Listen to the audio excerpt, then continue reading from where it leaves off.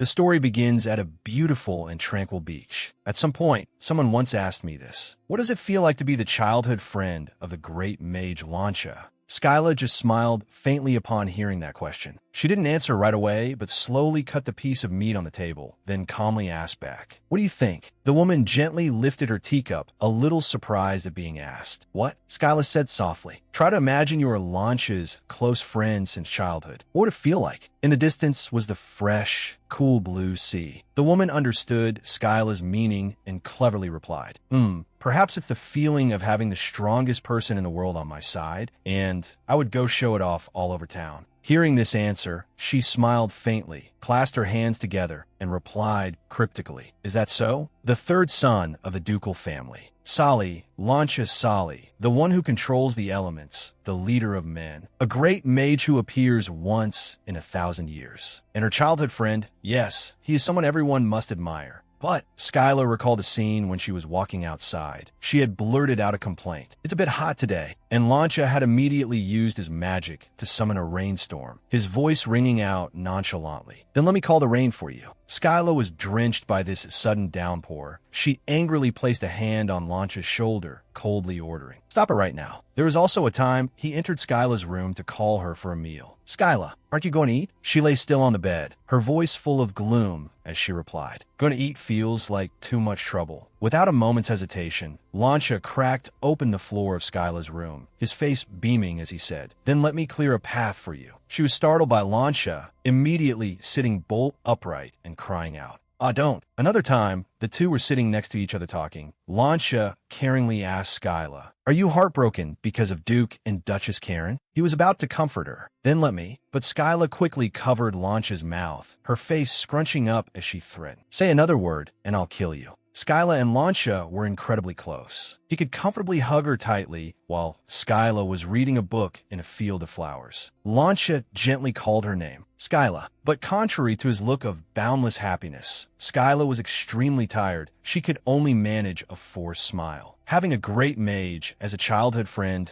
was more difficult than she thought. Her name is Skyla Karen. In the middle of the magnificent mansion, two neat rows of servants stood on either side, bowing respectfully as Skyla entered. They didn't dare to make a sound, but inside, the whole group was terrified. "Oh no, it's the young lady. Don't make eye contact." As Skyla was walking, her face suddenly darkened. The servants' desperate inner voices echoed in her ears. Who knows what will be criticized for? She is the young lady of the ducal house of Karen, afflicted with a curse that lets her hear others' thoughts. Skyla stood silently among the servants, her annoyed expression causing the maids who looked at her to startle in fear. Skyla's mood instantly soured. She frowned as if considering something. Then Skyla turned around and asked, "Austin, what's next on schedule?" The servants, seeing that Skyla was no longer paying attention to them, quickly left. When asked by her, Austin skillfully pulled out the schedule with one hand. He read out loud, "Acting as the Duke's representative, you have a tea party at the Marquis Ganed's residence at 4 p.m. After the tea party, you will dine with the Duke and Duchess Karen. Next, at 11 p.m., you need to plan the charitable activities for the Karen family, draft the family's budget for next month, review the performance evaluation report of the night order, and..." She heard him read so much of the schedule that she had to cut him off. "That's enough." Skyla lowered her eyes, sighing wearily. To be the childhood friend of the great mage, there are 3 principles. Launch's sweet call suddenly rang out. "Skyla, want to have tea with me?" He had used magic to instantly appear next to Skyla. She frowned and glanced at Launcha, her eyes showing a speechless exasperation. Austin held the schedule in his hand, his face still extremely serious, showing no surprise, but only she could clearly hear his screaming inner voice. "That scared the life out of me. First, no matter what happens, you must not be surprised." Austin stood up straight and said blandly, "Greetings, Duke Launcha." But in his heart, he was already crying his eyes out. "I almost dropped the baby." Hearing this, Skyla couldn't help but think to herself, "You don't have one to drop." Launcha excitedly followed behind her, suggesting, "Come on, Skyla, my house just got some delicious jasmine tea." He enthusiastically invited Skyla. "Or artichoke tea. There's also Earl Grey tea, Count's tea, easy to drink too." Therefore, before Launcha could finish his sentence, she widened her eyes and firmly refused. "I'm busy." Second, prioritized the work of the Duke's representative. Being bluntly rejected by Skyla, he felt very sorry for himself, his eyes welling up with tears as he called, "Skyla." Austin said nothing, just stood by and observed everything. But in his heart, he couldn't help but feel sorry for Launcha. Duke Launcha is so pitiful. The most important thing right now is to inherit the ducal title as quickly as possible. In Skyla's office, his resolute voice rang out. "Skyla, I'll wait until you're done with work." She didn't reply and continued to diligently handle her work. Launcha leaned on the desk with both hands, pleading, "Please, I'm begging you." Austin stood still, but his mind was racing. The young lady is truly heartless. The Duke has pleaded so much. Even if it's late, the young lady could still go to the Solly ducal residence. And third, Skyla's hand holding the pen was trembling as if trying to endure. She suddenly shot up from her seat, her face scowling with annoyance. This also made Austin jump. Skyla gritted her teeth and called his name. "Austin." Austin still calmly replied to her, "Yes, my lady." Skyla gave a forced smile, ordering in a strained voice, "With such a packed schedule, how can I possibly go to the Solly ducal residence? Tell Tysep to prepare the carriage. I will go to the Marquis Gannett's residence." Launcha, standing behind her, was still cheerful, looking at Skyla with anticipation. No matter what anyone says, do not give in to Launcha. Austin seriously obeyed her. "I understand," but he wondered in his thoughts, "Did I say that out loud?" Seeing this, Launcha enthusiastically raised his hand and suggested to Skyla, "Then I want to go to the Marquis Gannett's residence too. Let's go together, Skyla." She wearily touched her forehead, sighing as she explained to him, "Unfortunately, this party is for women. You can't go." Launcha, feeling very hurt, asked, "Why? I'm your childhood friend." Skyla still resolutely refused. "Yeah, you can't." She stood with her arms crossed, leaning against the desk, nodding to herself as she thought, "If I follow these 3 principles, no matter what happens, I can still live well." But Launcha was not discouraged at all. He suddenly exclaimed, "Is that so? Then I'll turn into a woman." Hearing his words, Skyla thought she had misheard. She asked uncertainly, "What?" Launcha used magic to envelop his entire body, and his body immediately began to change. Immediately after, before Skyla's eyes was Launcha in the form of an incredibly beautiful girl. Skyla's eyes widened in exasperation, but she was still determined not to bring Launcha along. "I can't give in like this," she smirked, saying decisively and without compromise. "How do you plan to enter the Marquis's residence? You don't have an invitation." Launcha immediately conjured an invitation exactly like hers, holding it up in front of Skyla and saying, "I can just conjure one." She was extremely annoyed by his stubbornness. "You stubborn thing, no different from an iron shield." Skyla's fearsome glare shot towards him, frightening Launcha. He trembled with tears in his eyes, not daring to say anything more. Skyla helplessly softened her voice and said, "Still no, this party is only for 4 people." She approached Launcha, flicking his forehead as she explained, "If you suddenly appear, others will find it suspicious. It's not possible." Launcha let out a small cry when Skyla flicked his forehead. He looked up at her with a hurt expression, still trying to say, "So, I just need to make it not suspicious, right?" As soon as he finished speaking, Launcha used teleportation magic and disappeared, to Skyla's astonishment. "Hey!" But he wasn't gone for long before he returned. Launcha's face brightened up as he said, "I'm back." He once again made Austin jump. Skyla had a bad feeling in her heart. She frowned and forced herself to ask, "Where did you just go?" Launcha playfully tilted his head to one side, honestly answering Skyla, "I want to persuade them." She didn't understand his meaning and asked again, "Persuade?" Launcha smirked, explaining clearly to her, "I used a brainwashing spell to convince the young ladies there that this is a 5-person tea party." After understanding what he had just done, Skyla angrily kicked Launcha out the window, not forgetting to order, "Remove the magic right now." Kicked out by her, he only dared to cry out resentfully. A few times. A moment later, after returning to his true form, Launcha sat on the chair hugging his knees and said dejectedly, "Skyla, I'm sad." She felt no sympathy for him at all. Skyla decisively cut off Launcha's budding emotions, then stopped being sad. His tears immediately started to stream down. Launcha struggled to reconnect the emotional thread she had just severed. "Lately, Skyla hasn't been spending any time with me. I feel so lonely." Skyla crumpled the paper in her hand, sighing helplessly. Then she casually tossed the crumpled paper into Launcha's palm. Skyla's face darkened as she watched him blankly holding the paper ball, not knowing what to do.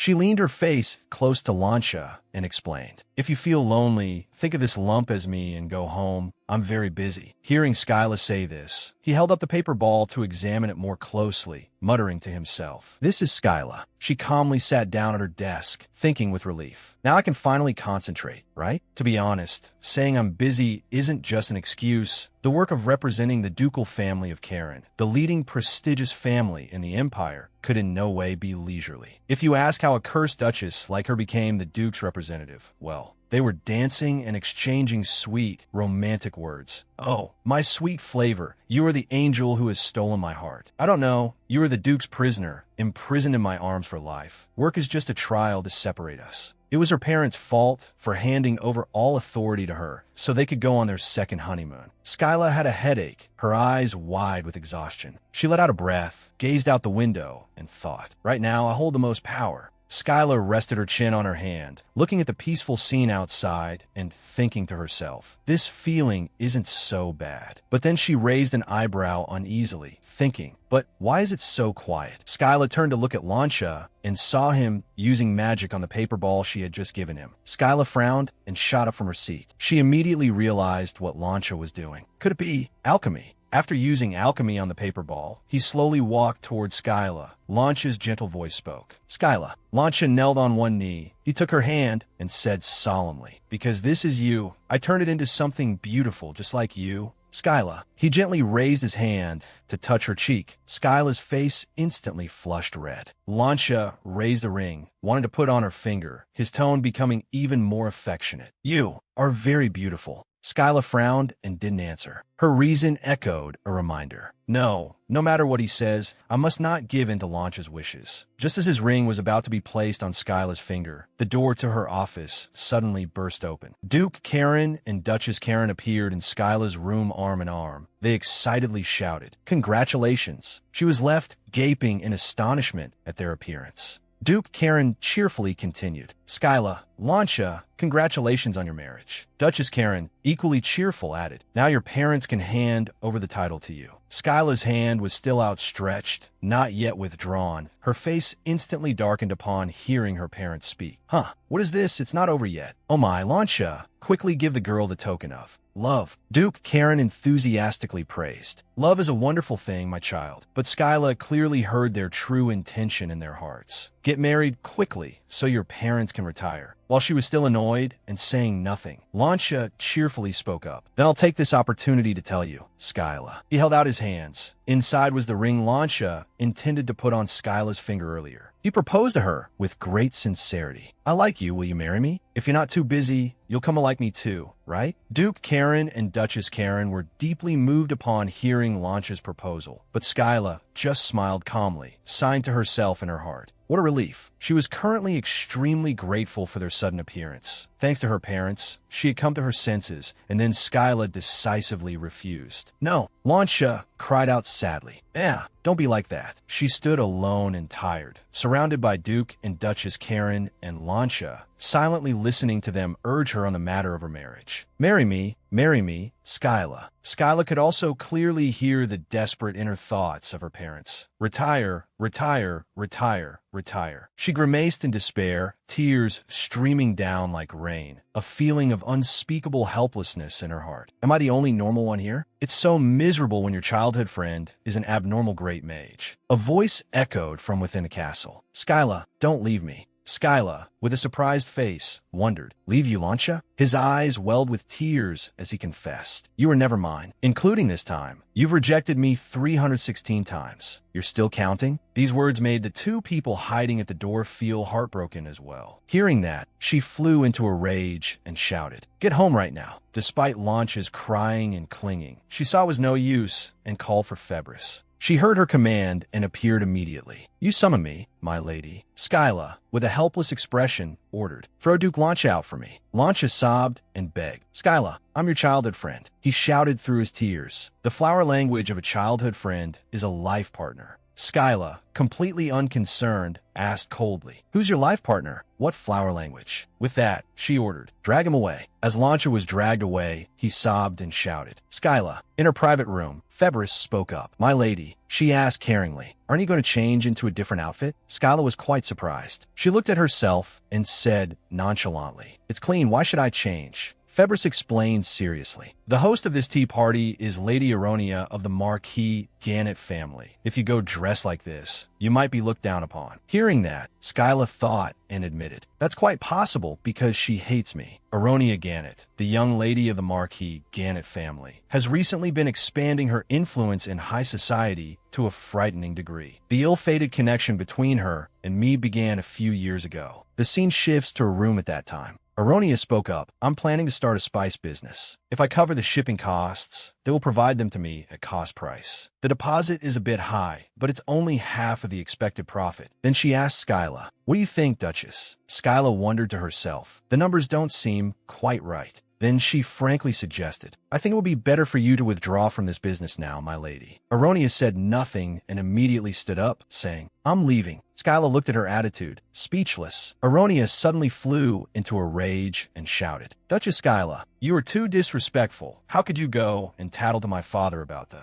business? Skyla replied nonchalantly, tattle? That sounds unpleasant. I merely offered some light advice about the spice business to Marquis Gannett. Hearing this, Aronia flew into a rage and gritted her teeth. She glared. This is my business, my venture. I'm not a child anymore. She aggressively turned her back and said, I'll handle my own affairs. But in the end, she couldn't do it. Not only did Aronia fail to recoup the investment, she also caused a great loss to the family. After that incident, Marquis Gannett never let her touch the family's money again. Returning to the present, Skyla couldn't help but think, she must hold a grudge against me. So why did she invite me? I wonder what trick she's planning to pull. She called out pensively, Febris. She smiled confidently. I'm just going out for a little while. What could happen? She thought, even if that weren't the case, the truth is I'm often mistaken for a commoner. She smiled brightly and said to Febris, in this empire, who would dare to look down on the young lady of the ducal house of Karen? Febris couldn't help but exclaim. As expected of the young lady, she confidently put her hands on her hips and declared, I am Skyla. Febris bowed respectfully. I understand. My thinking was too shallow. Inside, she was full of admiration. That aura, that confidence. I must record this in the collection of Lady Skyla's famous quotes. Skyla couldn't help but wonder. What on earth are you writing? She asked herself. Still, isn't this too impolite? At that moment, a loud call rang out. My lady, a carriage driver spoke up. I will drive very carefully. Skyla looked around, assessing the situation. There was no Karen family crest. It was the type of carriage a commoner would use, and the driver was simply dressed. She smiled and requested, take me to the Marquis Gannett's residence. She thought to herself, if a commoner-looking carriage enters as a guest of a famous noble family, the Marquis Gannett's family probably won't be highly regarded. Even so, what's the reason for appearing like a commoner? At that moment, the carriage driver spoke up. Let's depart. Sitting in the carriage, Skyla couldn't help but think. Troublesome. It's already annoying enough having to bluntly reject suitors. She remembered the time Lancia cheerfully proposed. Please marry me. Just because my childhood friend is the famous Lancia. Even if that weren't the case, ridiculous rumors are spreading. I don't want to become a topic of gossip for the nobility. Skyla thought pensively. She wondered, do I really need to be polite to someone who hates me? She couldn't help but feel intrigued. If my parents hadn't forced me to meet this person and that, I wouldn't even bother coming to this tea party. Thinking of Aronia's words, the representative of Duke, Karen, isn't very keen on visiting the Gannett family. Skyla thought smugly, sorry, Aronia. Suddenly, she thought of the wedding ring and her face grew angry. Just thinking about it was so annoying, me marrying Lancia. Skyla held her teacup and began. I'm just asking because I want to know, you said you like me. Is that like the same as the way I like you? Seeing Lancia's blank face, she continued, not just as a friend, but the like between a man and a woman, right? Lancia listened with a blank face. He asked innocently, is there a difference? Hearing this, Skyla suddenly became flustered and blushed.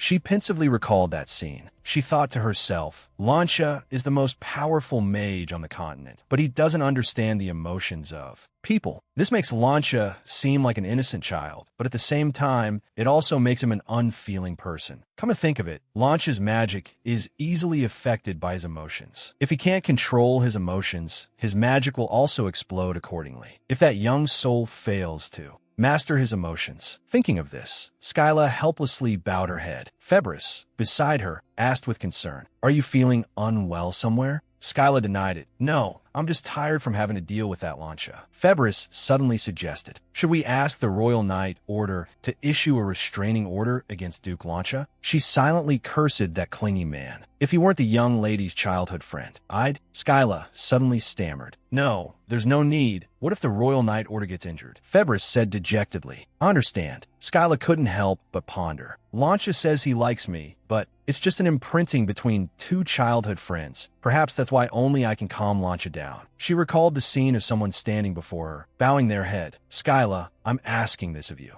That person said sincerely, please don't cast away my son. Skyla thought, that's why Lancia, I can't push you away. She smiled faintly, because you're my important friend. At that moment, the two horses suddenly braked hard. Seeing Skyla hit her head inside the carriage, Febris shouted in worry, my lady, are you all right? Skyla, dizzy, wondered, what on earth is happening? She and Febris stepped out of the carriage with angry expressions. Opposite them, another carriage driver furiously shouted, hey, what kind of driving is that? Looking at the strange crest on the other carriage, Skyla wondered, which family does that carriage belong to? The other driver was still shouting loudly. What if there had been an accident? Skyla thought, speechless. It's obvious who was cutting whom off. Thinking this, she loudly questioned, why are you shouting at my driver? You are the one at fault. The other driver retorted very aggressively. What, you commoner woman? He thought, how dare she arrogantly interfere in a conversation between men? Hearing this, Skyla was immediately speechless at this madman. The angry driver pointed at Skyla's face and shouted, who the hell do you think you are to open your mouth? Skyla's driver replied, annoyed, you've gone too far. Febris also reprimanded him. How dare you be so disrespectful to my lady? The other driver looked Skyla up and down and thought, probably the daughter of some nouveau riche. A commoner acting like a lady. Skyla felt a little flustered and thought to herself, it might not be far from the truth. Seeing her expression, the man immediately became excited and mocked her, feeling wronged, then run to Viscount Adesina's residence and complain. Hearing this name, Skyla's face darkened as she thought with contempt. Some mixed blood lineage I've never even heard of. The man, still unaware of her identity, continued, to cause trouble. I'm so unlucky to get caught up in this nonsense with this woman. Hey, hurry up and move your carriage. Skyla, who had been patient until now, clicked her tongue. Honestly, she spoke arrogantly. You think you can win just by opening your mouth and shouting loudly?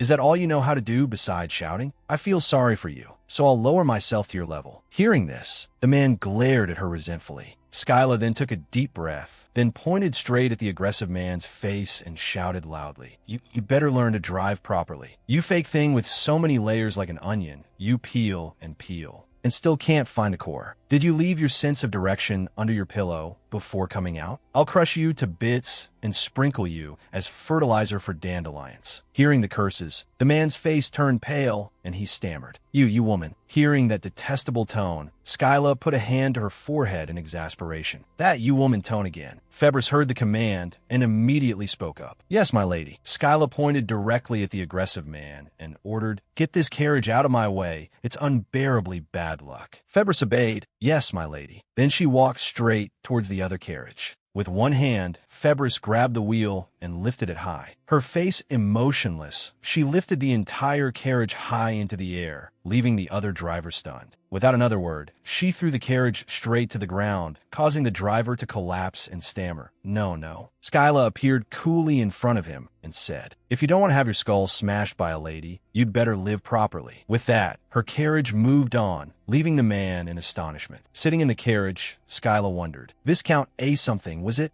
She thought, I heard the Crown Prince has granted many new titles to consolidate his position. I wonder what the Crown Prince looks like. Febris suddenly asked, Should we send someone to the Viscount's residence to reprimand them? Skyla immediately dismissed it. No, it's too much trouble. Then she smiled faintly, resting her chin on her hand. Instead, if I meet them again, I'll crush that family. She was still thinking, Viscount A something. A moment later, Aronia saw something and grimaced in annoyance. Skyla appeared with a smile next to Febris. She quickly regained her smiling expression. Welcome, Duchess Skyla. In her heart, she couldn't help but sneer. How dare she come here dressed like that? Skyla thought to herself. Her reaction is just as I predicted, so satisfying. Aronia didn't hide her mocking expression as she covered her mouth and laughed. I didn't know the Duchess would come, but it's fine if you don't. Skyla couldn't help but wonder. With this kind of reaction, she invites someone and then says it's fine if they don't come. Isn't she plotting something? Aronia couldn't hide her derision as she thought. I only invited her out of courtesy. Who would have thought she'd actually come? Didn't she notice? She's not even close to us, ruining the whole atmosphere. Skyla observed and thought to herself. She didn't even bother to prepare a seat for me? Looking around, she told herself. Well, that's to be expected. She thought, because I'm famous for not participating in high society. Taking a sip of tea, Skyla couldn't hide her derision as she told herself. Right? You girls wouldn't have expected it, would you? She remembered her mother's words. It's all for your own good. Her father threatened. Who dares to make my adorable little girl cry? Remembering this, she thought helplessly. Who would have thought my parents would want to send me away this badly? Aronia then smiled fakely and explained. I really didn't know the Duchess would come. Please forgive me. Skyla felt sick at her expression and wondered, what is she going to criticize me for this time? If I'm dressed like this, I might as well not have come at all. A young lady also spoke up fakely. It is my honor to have the opportunity to enjoy tea with the Duchess. In her heart, she thought, what's the point of coming here just to sit in one place and not talk? Another young lady added, thank you so much for coming, Duchess. In her heart, she secretly gave the middle finger and sneered. This unlucky fool wants to pick a fight with Aronia. Skyla just smiled through these fake displays. Then she slammed her teacup down on the table, stunning the other girls. She thought to herself, go on and hate me, I don't care. Skyla rested her chin on her hand defiantly. It seems I've interrupted the young ladies' gathering. Aronia immediately flashed a fake smile. Not at all. What are you talking about? Skyla just watched her put on a one-woman show without saying anything. She thought, even so, sometimes even I hate this curse of being able to hear people's thoughts. The blonde-haired lady spoke. Everyone knows, right? The Imperial Palace is holding a ball next week. Skyla thought, for instance like this. The scheming, blue-haired lady. I finally got the enchanting perfume from the Hapnia Imperial Palace. Now His Highness the Crown Prince will be my slave. Skyla thought to herself, isn't that a smuggled item? Aronia put on that fake face again and waved her hand. I think the opposite. Dos is the one with a chance. But in her heart, she thought differently. Because I was on my facial care routine that day, my skin is now so smooth that even a fly would slip and slide on it. Skyla felt nauseous and cursed internally. Wash your face, for God's sake. The blonde-haired lady spoke again. You're exaggerating, my lady. What's important is the Crown Prince's feelings. But in her belly, she was saying, I've commissioned Madame Bisley, the best dressmaker in the Imperial Palace, to make my outfit. The Crown Prince will only have eyes for me. Skyla heard it, felt disgusted, and truly helpless. She looked at the vixens in front of her and cursed internally. A bunch of incurable lunatics. She told herself, I have no desire to know those dark thoughts. Looking around, she thought, I don't care if the Crown Prince marries one of these three, or even a fish head. Hearing the noise around her, she sighed internally. It's so noisy. Skyla lamented, I'd rather be with Launcha. For some reason, I've never been able to hear Launcha's thoughts. Perhaps his magical power is stronger than the sorcerer who cursed. Me, sitting for a long time, made Skyla feel helpless. I really want to flip this table and go home. If I do that, she won't send me tea party invitations anymore, right? Hith. Thinking that, an idea struck her. Hey, not bad. At that moment, Fabrice called out like a savior. My lady. She held up a gift box as a reminder. You forgot this. Seeing the gift box, Aronia's eyes lit up immediately. Oh, Lady Skyla, what is this? Skyla ordered, open it, Fabrice.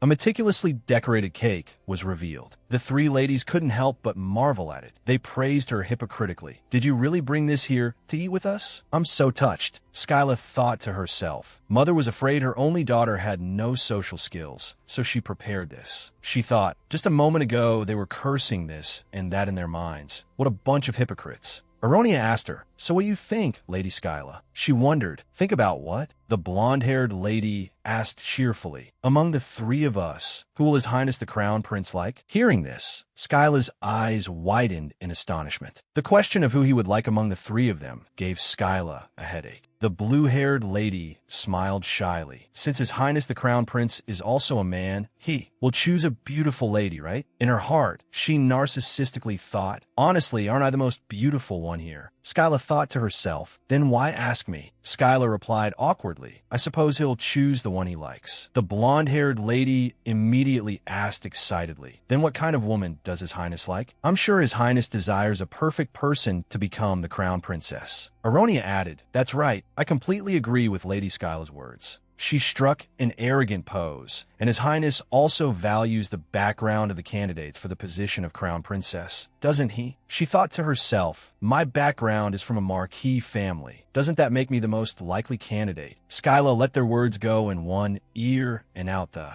other. She was helpless against these crazy vixens. Maybe I should just disappear. At that moment, the blonde-haired lady suddenly spoke up. But if we're talking about titles, then the most brilliant candidate is Lady Skyla. These words made Aronia, who was holding a teacup, tremble. Seeing the broken teacup, the other two ladies were stunned and worried. Skyla was smug, always putting on a show. Aronia was also smug, but Lady Skyla already has a lover. You wouldn't cheat on Duke Lancier, would you? Hearing this, Skyla froze on the spot. Her face flushed, and she looked at Aronia, saying angrily, What? Why are you suddenly dragging Lancier into this? Aronia smiled shyly and asked hypocritically, Why not? Isn't it true? She then winked, pretending not to know, and said, Many people say that Lady Skyla and Duke Lancier are deeply in love. Skyla immediately slammed the table in anger. Who is spouting such nonsense? Aronia, likely not expecting her to get so angry, said uneasily yes. Skyla couldn't swallow her anger and said reproachfully, I have that kind of relationship with Lancier. With that, she went crazy, her eyes bloodshot,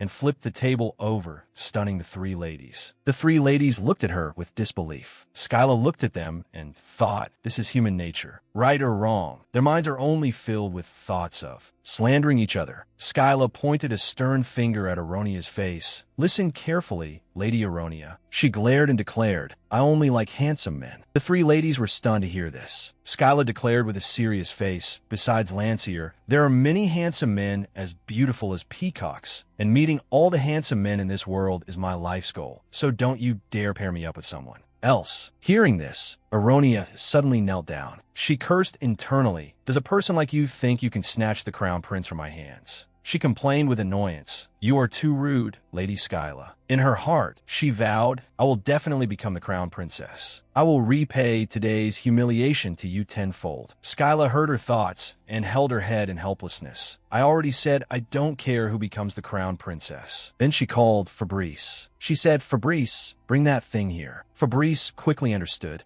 Yes, my lady. With that, Skyla propped one leg up to use as a table. She wrote something intently, which made Aronia wonder, what are you doing? Skyla held up the paper, implying, this should be enough. Aronia's eyes lit up. Is the lady giving me money now? Skyla asked, well, aren't you going to take it? Seeing this, Aronia gritted her teeth. She refused flatly, I don't need it. She wondered, is the lady trying to use money to erase her rudeness? Don't think I'll let this action of yours slide. It's just a check. The blonde-haired lady looked curiously at the check as it flew past her face. She bent down to pick it up. When she saw the amount on it, she cried out in shock, drawing the attention of Skyla and Aronia. She held up the check, unable to believe her eyes, and stammered, 500,000 francos. Skyla smiled wickedly and asked, Are you that surprised, Aronia? Is the amount too large to refuse? Skyla thought to herself, she probably can't imagine the personal wealth of me, the acting duchess of the Karen family, the richest family in the empire. Use that money to start a new business. Sitting with you is boring to death. Don't invite me again next time. Then she called out bluntly, Let's go, Fabrice. Fabrice also obeyed. Yes, my lady. She couldn't help but lament. Being able to hear others' thoughts is truly an exhausting curse. I have to face malice that I shouldn't have to see and deeply experience the hypocritical face of humanity. Seeing that she wasn't in a good state, Fabrice asked with concern, My lady, are you all right? She thought to herself, My lady, if it weren't for that madman Sali, my lady wouldn't have had to suffer such humiliation. Hearing this thought, Skyla smiled happily. Then she snuggled against Fabrice and fell fast asleep, which made Fabrice go crazy inside. The lady is resting her head on my shoulder. Skyla, also exhausted, thought to herself, I've met too many people at once. Today, I just want to rest. The carriage finally came to a stop. Skyla looked at the scene before her with dismay. Skyla looks just like Duke, Karen, and the Duchess. It seems Skyla has completely inherited all the love from both of you. Hearing these words, Duchess Karen beamed. Oh my, Lancia, your words are so pleasant to hear. Skyla arrived home to this scene and questioned angrily, Lancia, why are you here? Her gaze suddenly shifted to something. She looked at the cake tray in front of her, stunned. It is. She recognized the Karen ducal family's heirloom, decorated piece by piece with mermaid's tears. Skyla felt hurt. The family heirloom that was never brought out on her birthday was here for Lancia. Duke Karen said cheerfully, Skyla, my treasure. Duchess Karen added, oh, is my cute little baby home? Skyla helplessly stopped them, shouting, Father, Mother. Duchess Karen immediately corrected her. Skyla, you shouldn't call me mother. You should call me dearest mother, right? Duke Karen agreed. That's right, my beautiful daughter. You should call me dearest father. Seeing this scene, Lancia's eyes lit up. Skyla spoke, I'm an adult now and can manage the family, so stop treating me like a child. The more Lancia looked at her, the more mesmerized he became. Skyla suddenly heard Duke Karen's thoughts. My daughter, you're so cold. I want you to call me dearest father. Duchess Karen also wondered, is it so hard to call me dearest mother? You're being so unreasonable, so unreasonable. She thought to herself, they don't even give me time to be sad about the heirloom. At that moment, she crossed her arms and asked, Lancia, aren't you going home?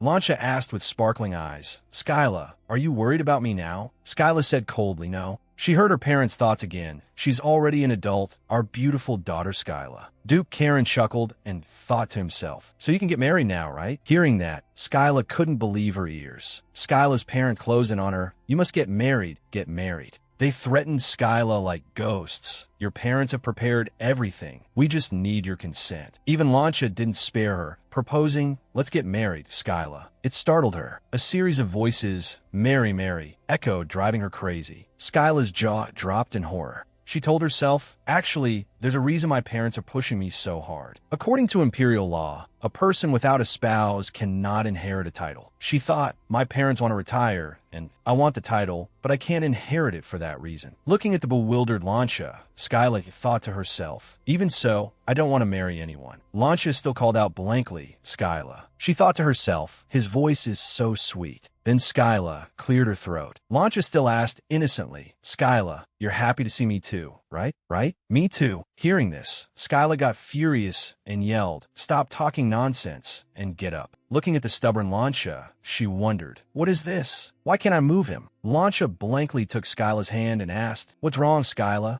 Skyla thought to herself before, just one push and he would move, but since when did he become so sturdy? Thinking that, she said helplessly, you. Then she pointed at Lancia and asked, you've gotten fat, haven't you? These words made Lancia feel wronged. No, I'm not fat. He sobbed, my weight is standard. I eat a balanced diet every day and practice swordsmanship regularly. He explained tearfully, yes, yesterday, I was busy choosing a dessert to eat with you, so I ended up eating all sorts of things. Skyla immediately realized, that's right. She stared intently and thought, Lancia is an adult now too. She thought to herself, even at this very moment, looking at Lancia in front of her, she thought, is also taller than me now. I hadn't realized all this time. At that moment, a voice called Skyla. It made her stammer, huh? Lancia gently touched Skyla's eyes and said warmly, your eyes are like a clear sky. Looking at them makes me feel better, because those eyes are like a brilliant sunset. Hearing these words, Skyla squeezed her eyes shut in disbelief. Suddenly, one of her eyes opened. The Duke and Duchess Karen joyfully exclaimed in their minds, are the two of them getting married? We'll get to retire. Thinking that, Skyla spoke up, Lancia, are you crazy? Hearing this, Lancia's eyes widened in astonishment. Duchess Karen immediately scolded her. How could you say such a thing? Duke Karen scratched his head in confusion and reminded her, Skyla, you shouldn't just say things that hurt others. I'm sorry, Lancia. Lancia also smiled cleverly and reassured him, Duke Karen, I'm not others. Because I'm Skyla's only childhood friend, it's okay. Because I'm the only childhood friend. Because I'm a childhood friend, a childhood friend. A while later, Skyla sat at the table and thought helplessly. In the end, I failed to kick Lancia out, and so we ended up sitting next to each other. A voice rang out, as expected. Lancia has no one but our daughter. If only our Skyla were half as good as you. Launcha immediately spoke up. Skyla is not a bad person. Although, right after, he listed a series of things. She's blunt and impolite, uses money and power to force others into things. And she also has materialistic tendencies. Finally, Launcha concluded, but deep down, she is a friend with an incredibly warm heart. Hearing this, Skyla couldn't help but curse internally. One compliment and 4 criticisms. You might as well have said nothing at all. Duchess Karen was extremely pleased and beamed. Honey, there's someone like that who loves our daughter Skyla. Duke Karen also agreed. Yes, I hope our Skyla can live her whole life with someone like that. By the way, you two should just get married. No, Skyla slammed the table in protest. I don't want to. She questioned fiercely. Why do you keep forcing me to marry Launcha? We're just friends. Launcha's face turned pale as he counted 17 times. Duke Karen immediately scolded. Skyla, you are a Karen. He reminded her sternly. You know you need a marriage partner to inherit the ducal title, right? Skyla bowed her head helplessly. Father is not wrong at all. She heard the thought for the past year. You have done well as the acting duchess. Now it's time for you to take the title. So getting married and settling down would be better for you. Am I wrong? She thought to herself, they talk as if they're doing everything for my sake, but the Duke and Duchess Karen looked serious on the outside. But in their hearts, they were thinking, I want to go to the paradise of love with my darling. Haha,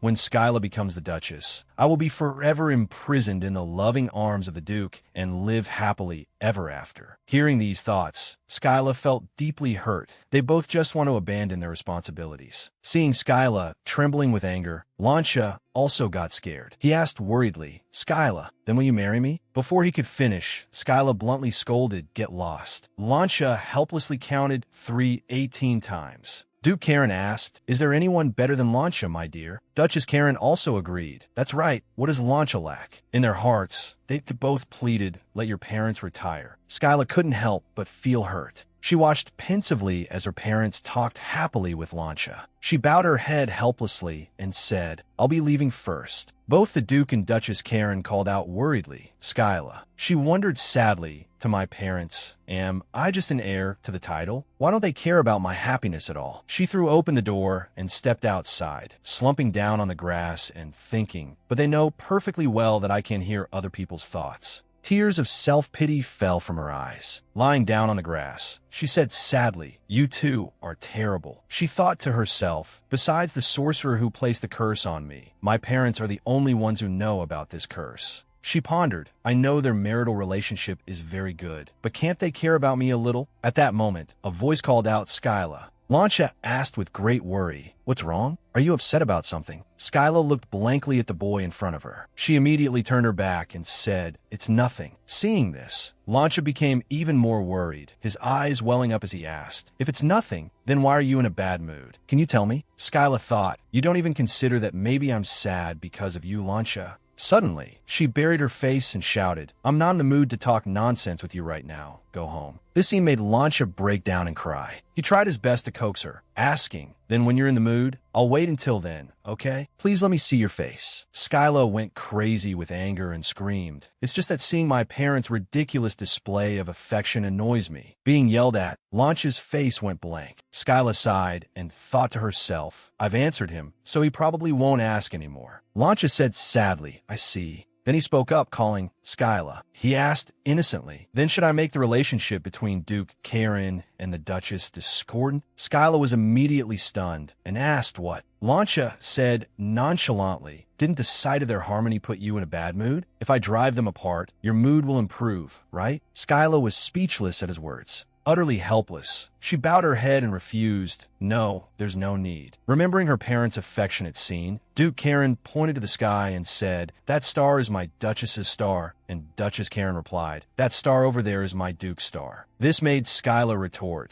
their harmonious marital relationship is the only good thing about Duke and Duchess Karen. Don't you dare destroy it. She looked at Launcha with annoyance. More importantly, you don't use magic on people so often. Then she questioned, are you planning to brainwash my parents? And if you're not satisfied, you'll brainwash me too, right? Launcha quickly dismissed it. How could I do that? He nuzzled his head against Skyla and confessed, if I did that, you wouldn't be the Skyla I like anymore. Skyla thought to herself, this is so annoying. She thought to herself, the sense of peace when I'm with Launcha and the gentleness in his every word are so frustrating. At that moment, Launcha suddenly spoke, Skyla, I like you. Skyla's face immediately turned bright red after that sentence. It's so hot. This made Launcha exclaim in surprise, ouch. Launcha looked at her and asked innocently, hot? It's hot. Skyla quickly made an excuse. Of course, it's summer. Skyla looked at Launcha in front of her, blushing and stammering. Don't. Launcha asked innocently,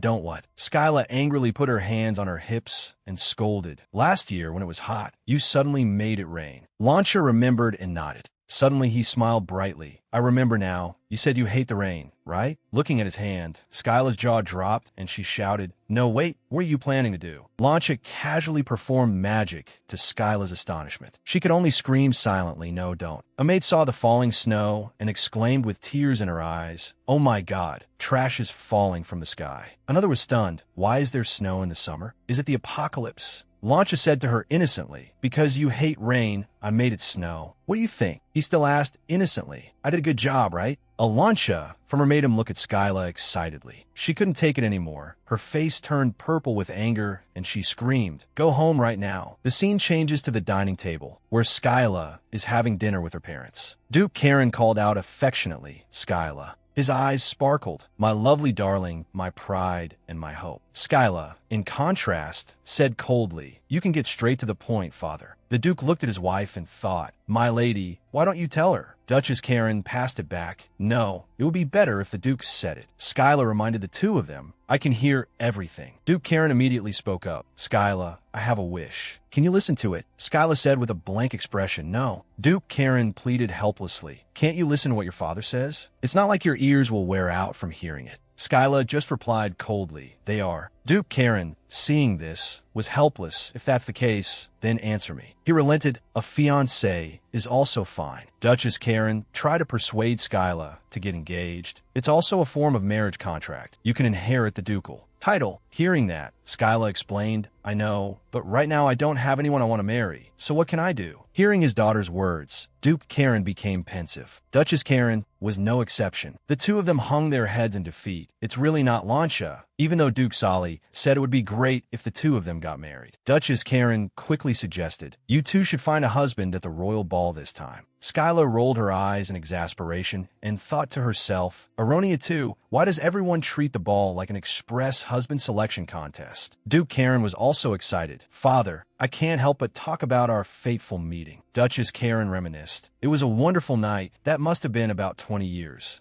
ago. Seeing the two of them being so lovey-dovey, Skyla felt nauseous and thought to herself, oh right, the model couple from the ball is sitting right in front of me. Thinking that, she said, please eat your meal. Duchess Karen's eyes sparkled as she advised, I don't expect much. I just want you to live happily. But if he comes from a decent family, that would be even better. Duke Karen added, I feel the same as your mother, dear. However, a monthly income of at least 100,000 francos would be better. Duchess Karen reminded her, and he must be ambitious. The two of them continuously instructed her on things like being devoted to the family, how to care for children, that drinking, smoking, and having bad habits when drunk are not allowed. Skyla listened to these sky-high standards and wanted to scream. Duchess Karen was still instructing her, you must find out if he has any underlying diseases. You should secretly investigate. Duke Karen reminded her, also check if his biological father is bald. Their one line of not expecting much drove Skyla crazy. They were also startled by her expression.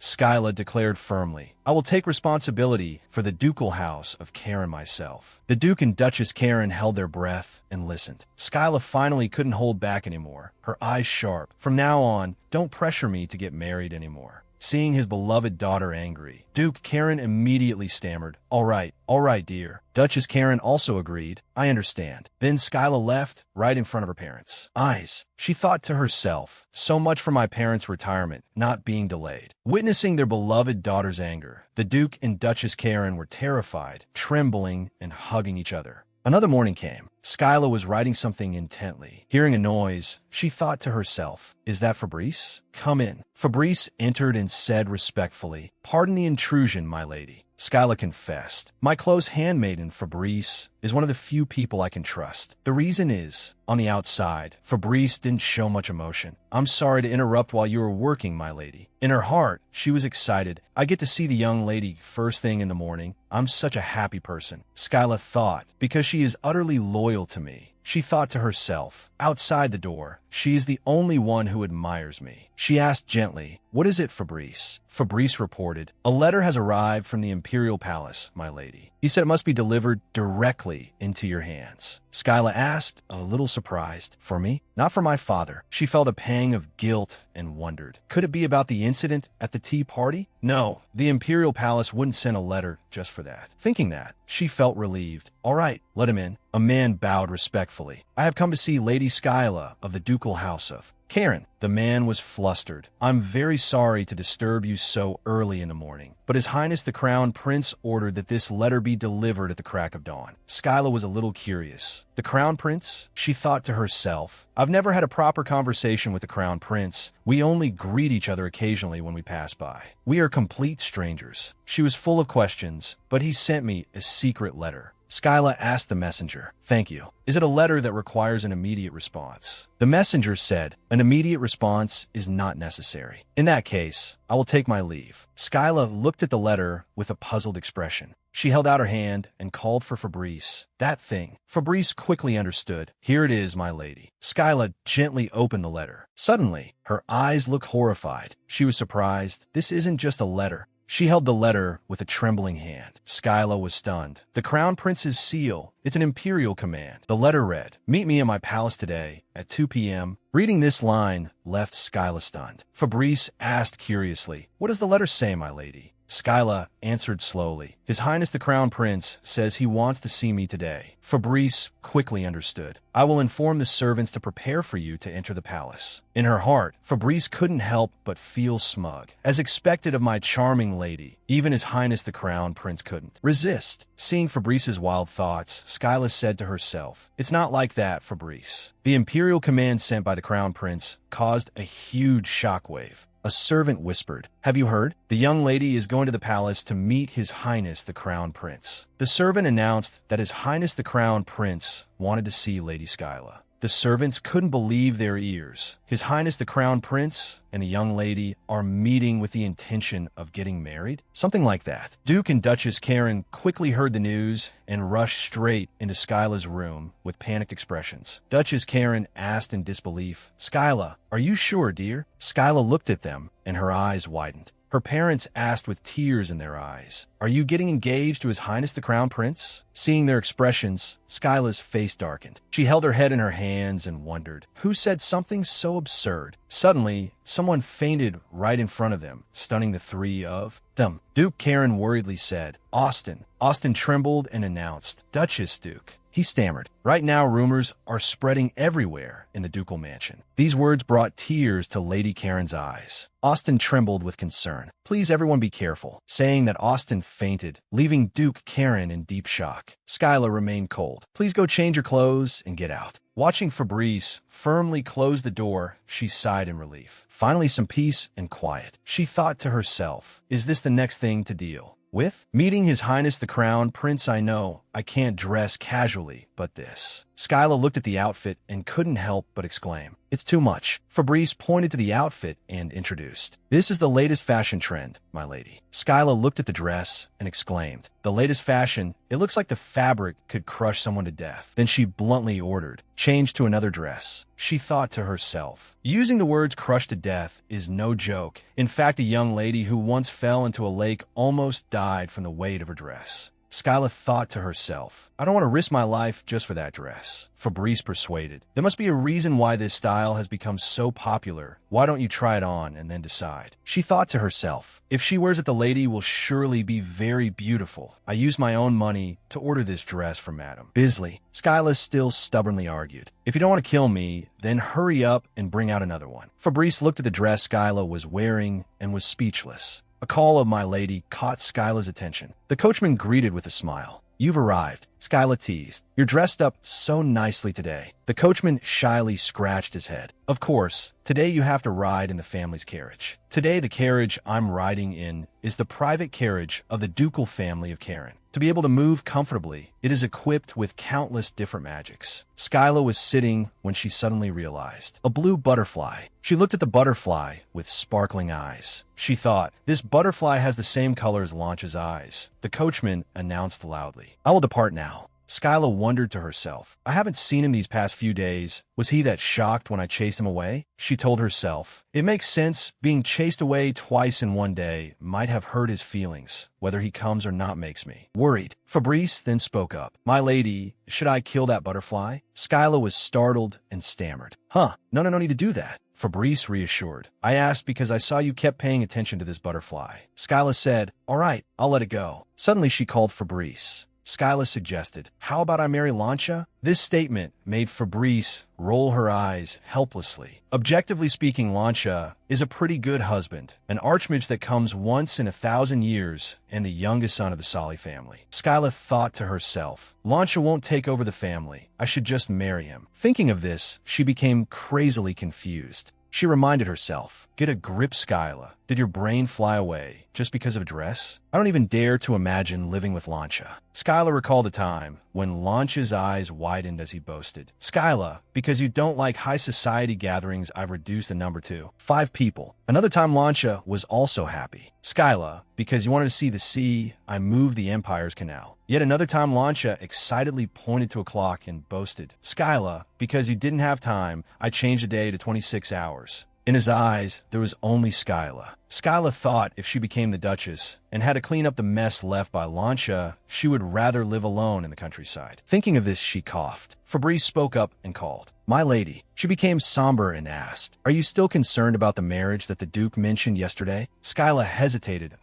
She looked at Fabrice and couldn't help but exclaim, as expected of Fabrice, the maid who has served me for almost my entire life. Thinking this, she replied, never mind, because it's the law, I'm fine. Skyla thought to herself, no need to rush because of my parents' urging. At this moment, Fabrice suddenly stood up and called, my lady. She asked sincerely, suppose if someone of low status like me were accepted. Then she looked up, would you marry me? Skyla froze upon hearing this. Fabrice's eyes were full of anticipation. The atmosphere at this moment was really awkward. Skyla was so stunned she stammered. Well, what? Fabrice asked with a serious expression. Will you marry me? My lady, give me a month. I will return with a new identity. Hearing that proposal made Skyla extremely scared. On the outside, her expression was calm as she watched her continue speaking on her knees. Even Duke Karen won't recognize it. I will prepare an identity worthy of you. Saying this, Fabrice suddenly looked up and said hesitantly, so, if you would accept someone like me. Skyla exhaled and thought, she's being serious.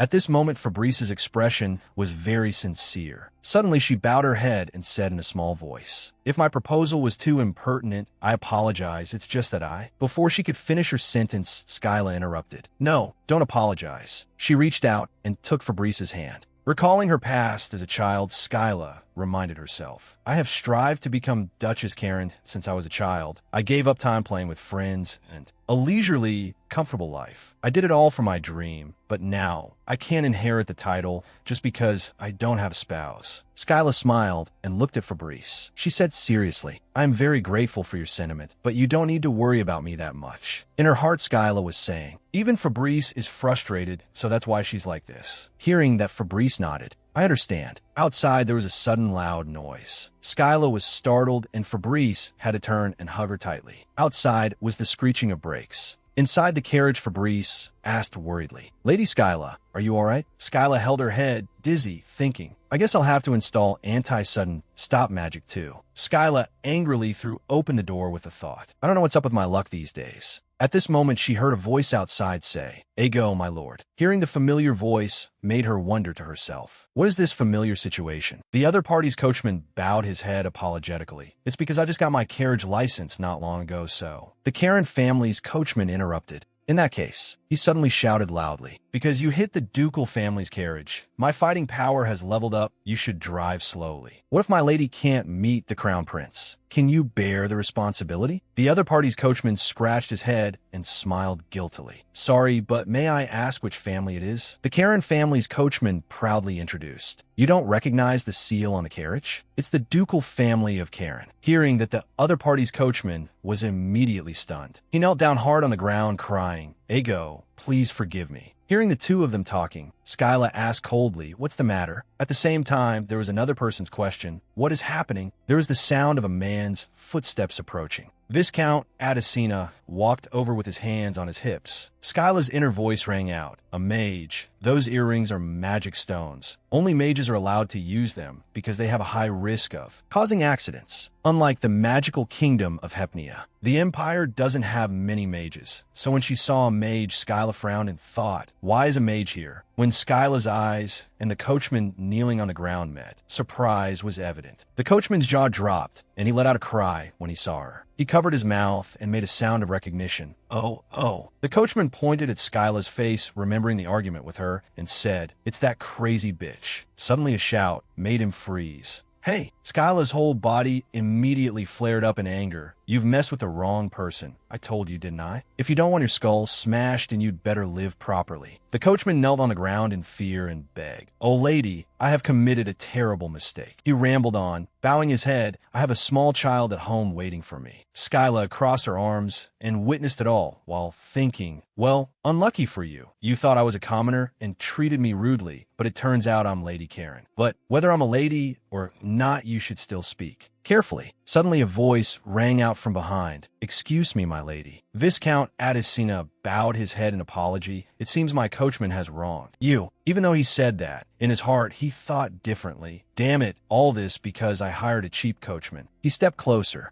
Viscount Adesina placed his hand on his chest and bowed. "I sincerely apologize, my lady, for wasting the time of someone as noble as you. I don't know how to compensate." He introduced himself. "I am Viscount Adesina. You must be Lady Karen, right?" Skyla said, "Yes." In her heart, she said to herself, "This person is Viscount A something?" Looking straight at Viscount Adesina's face, Skyla judged to herself, he's handsome." Skyla was lost in thought when she suddenly froze and realized, not as handsome as Lancia, but why am I suddenly thinking about Lancia? Skyla looked up and saw Viscount Adesina's expression. While he was thinking, "This is the woman from the rumors." Viscount Adesina's face suddenly turned red, and he raised his hand to cover his mouth, whispering to himself, "Damn it, I'm going crazy. Why didn't the rumors say she was this beautiful?" Seeing his expression made Skyla stunned. Viscount Adesina stepped closer and said, "I want you to be mine." Skyla said with a contemptuous look, "Can you move aside? I have an appointment." But in her heart she was thinking, just another man like that. Viscount Adesina smiled and said, "Ah, of course." Viscount Adesina's carriage was moved aside.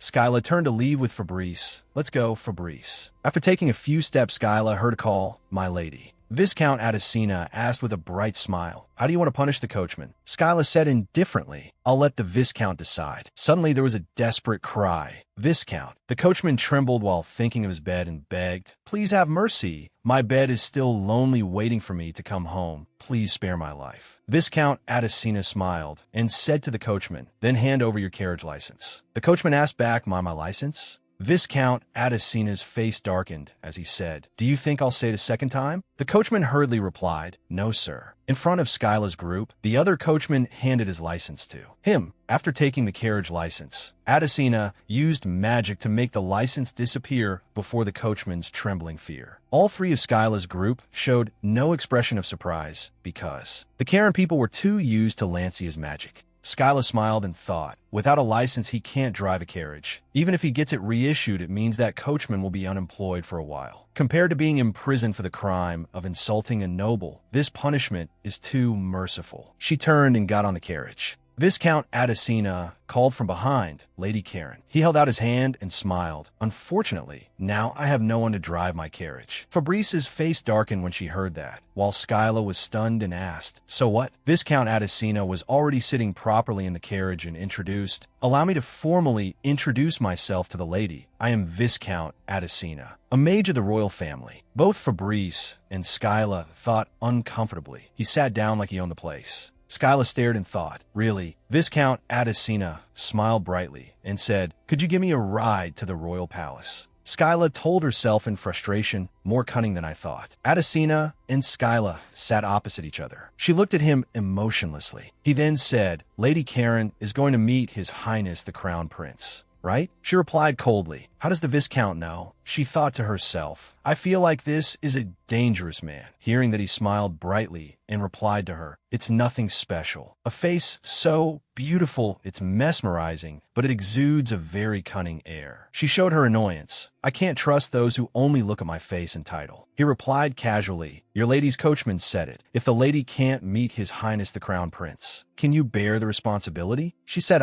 She was confused. I think something like that did happen. Adesina proactively asked, Does the lady often go to see His Highness the Crown Prince? She immediately said, No, more importantly. She got to the point. What is the Viscount's business at the royal palace? He said a name, Ganep Adesina. He smiled brightly and said, Please call me by my name. Don't call me Viscount so stiffly. In his head, he thought, It's just a fake name, but I want her to say it. She heard his thoughts and scoffed. She played innocent and said, Ganep, what a special name. Skyla sniped. It sounds like a nickname. He was startled when he heard that. He thought to himself, as sharp as the rumors say, the woman said to be the god of death in high society. She heard that thought and was annoyed. God of death? Where did that rumor come from? If I have to be called by that weird name. She was burning with anger. I'd rather be cursed. He hurriedly explained, It's probably because I'm from the kingdom of Hepnia that you think so. She scoffed. A noble from the kingdom of Hepnia, right? I heard that nobles in the kingdom of Hepnia are born with magic. Adesina replied seriously, The lady knows quite a lot of details. She smiled and said, Because I'm very interested in magic. Then she continued, So, what made the Viscount go into exile and take the title of Viscount in another country? Her question hit him right where it hurt.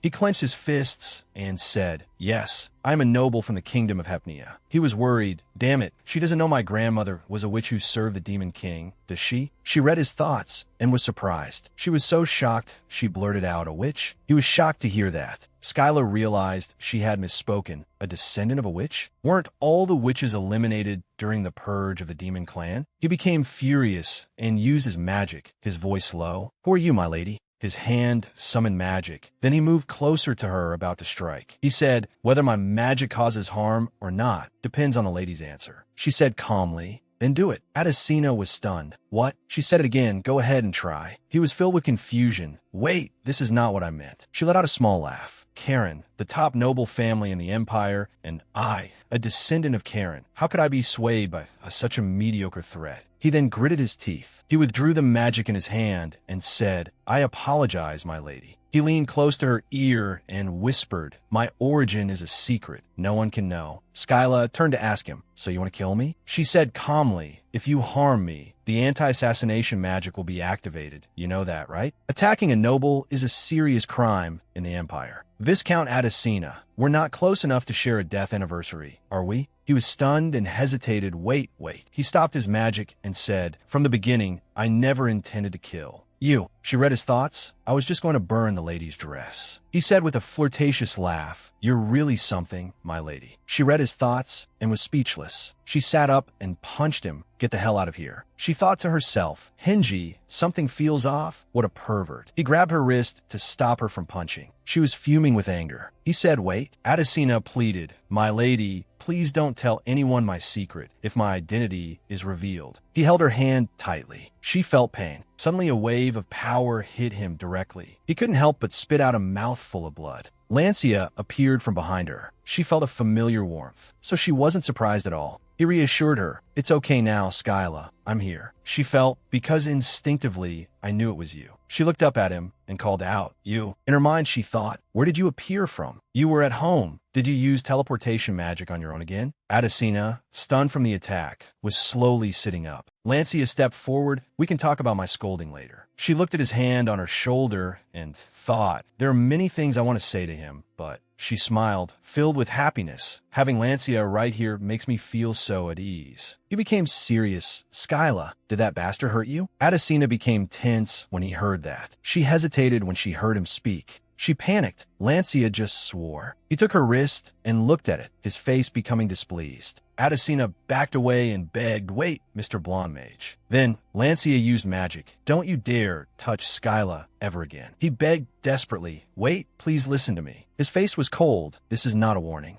It's a command. After he finished speaking, he was swallowed by the dark space, only managing to let out a scream. Skyla looked at the scene that had just unfolded before her. She called his name in astonishment. Lancia. He looked at her, confused. She trembled and pointed in the direction he had disappeared, asking, just to be sure, I have something to ask. She asked, just now did you kill that mage? Lancia's face was cold. He was silent for a moment, then suddenly said, I'm sorry, Skyla. She was terrified, thinking he might have really killed him. Lancia said with a whimper, do I have to kill him? She immediately waved her hands. No, he said sadly, because I thought if I did that, Skyla would hate me so. She immediately reassured him. That's right, you did well. Skyla asked him, so what did you do to the mage? He was startled and said, I just threw him into a garbage dump outside the capital. That's all. Hearing that she beamed, I see. Thank you for protecting me, Lancia. He then called her name again, Skyla, but she quickly extinguished that flowery emotion. But Lancia, can you explain in one sentence why you were in my carriage? Hearing that he pretended to ignore her, he pondered her words. One sentence. Then Lancia turned back, winked, and made a heart shape with his hands, saying, because I really like you, Skyla. She immediately slapped the heart shape. He cried out, 319 times.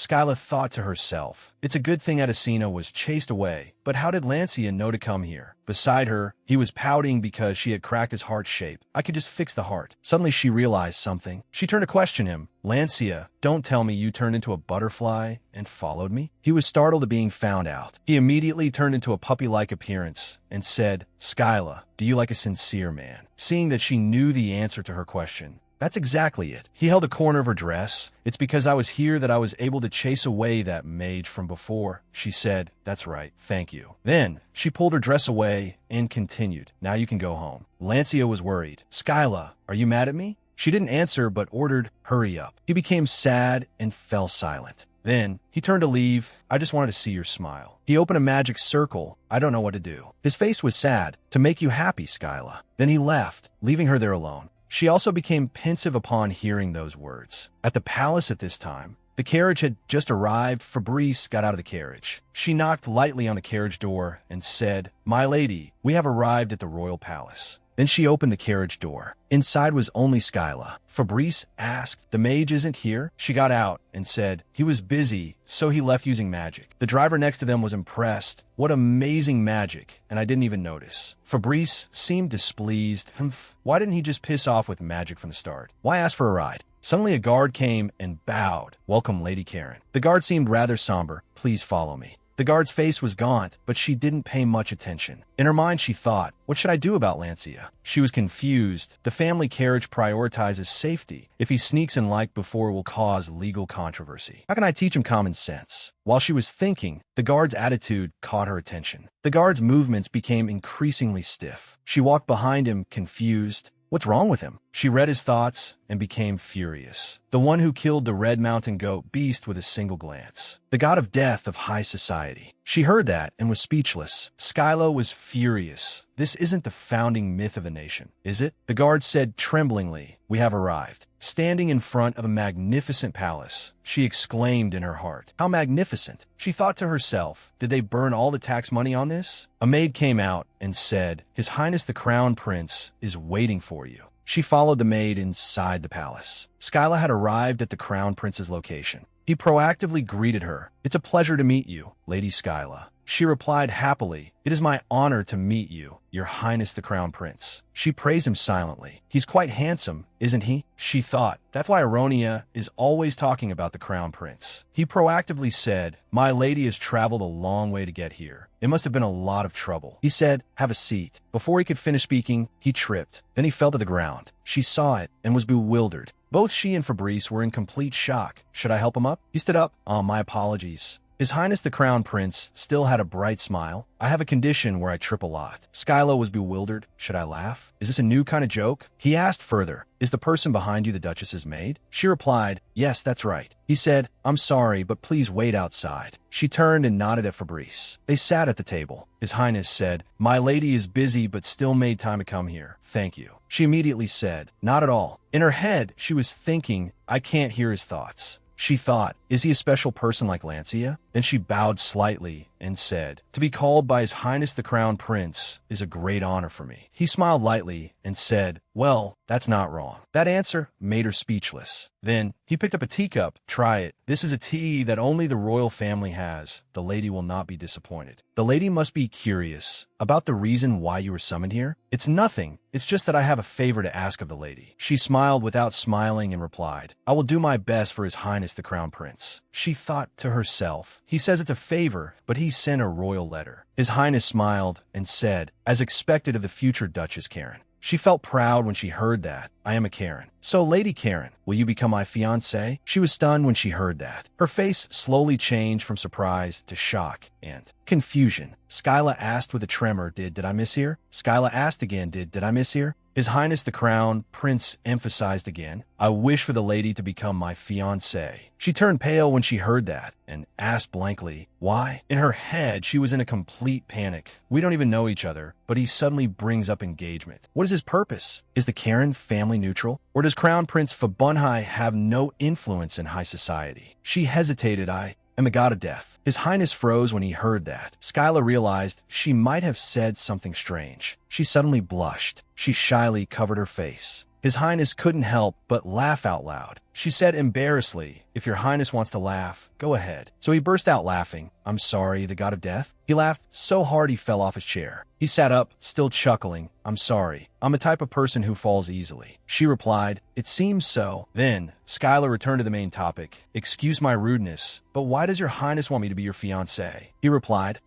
"Sorry, I have investigated the lady. The lady is famous for being the most hot-tempered lady in the Empire, right?" She was both speechless and annoyed to hear that. The Crown Prince made a proposal. "After 1 year, we will break off the engagement. In return, I will grant one of the lady's wishes." He asked, "So will the lady be engaged to me?" Skyla put down her teacup and thought, what does the proposal have to do with being hot-tempered? Suddenly she thought of something. She quickly covered herself. Could it be that His Highness likes that kind of person? He was confused. What kind of person? His Highness wants a cruel woman to treat him brutally. That kind of preference. His Highness understood upon hearing that. He smiled brightly and said, "Of course, that would also be very interesting, but I don't want to do that with a lady." She was speechless and thought, did he just say interesting? His Highness continued, "I just guessed that the lady is not interested in games of love." She asked back, "A game of love?" He pondered for a moment, then continued, "I must find my future crown princess at this royal ball. Otherwise, I cannot inherit the throne of the emperor." He emphasized, "The lady also knows the reason well. Only those with a marriage partner can inherit the title. I have been trained since childhood to stand alone, to become perfect,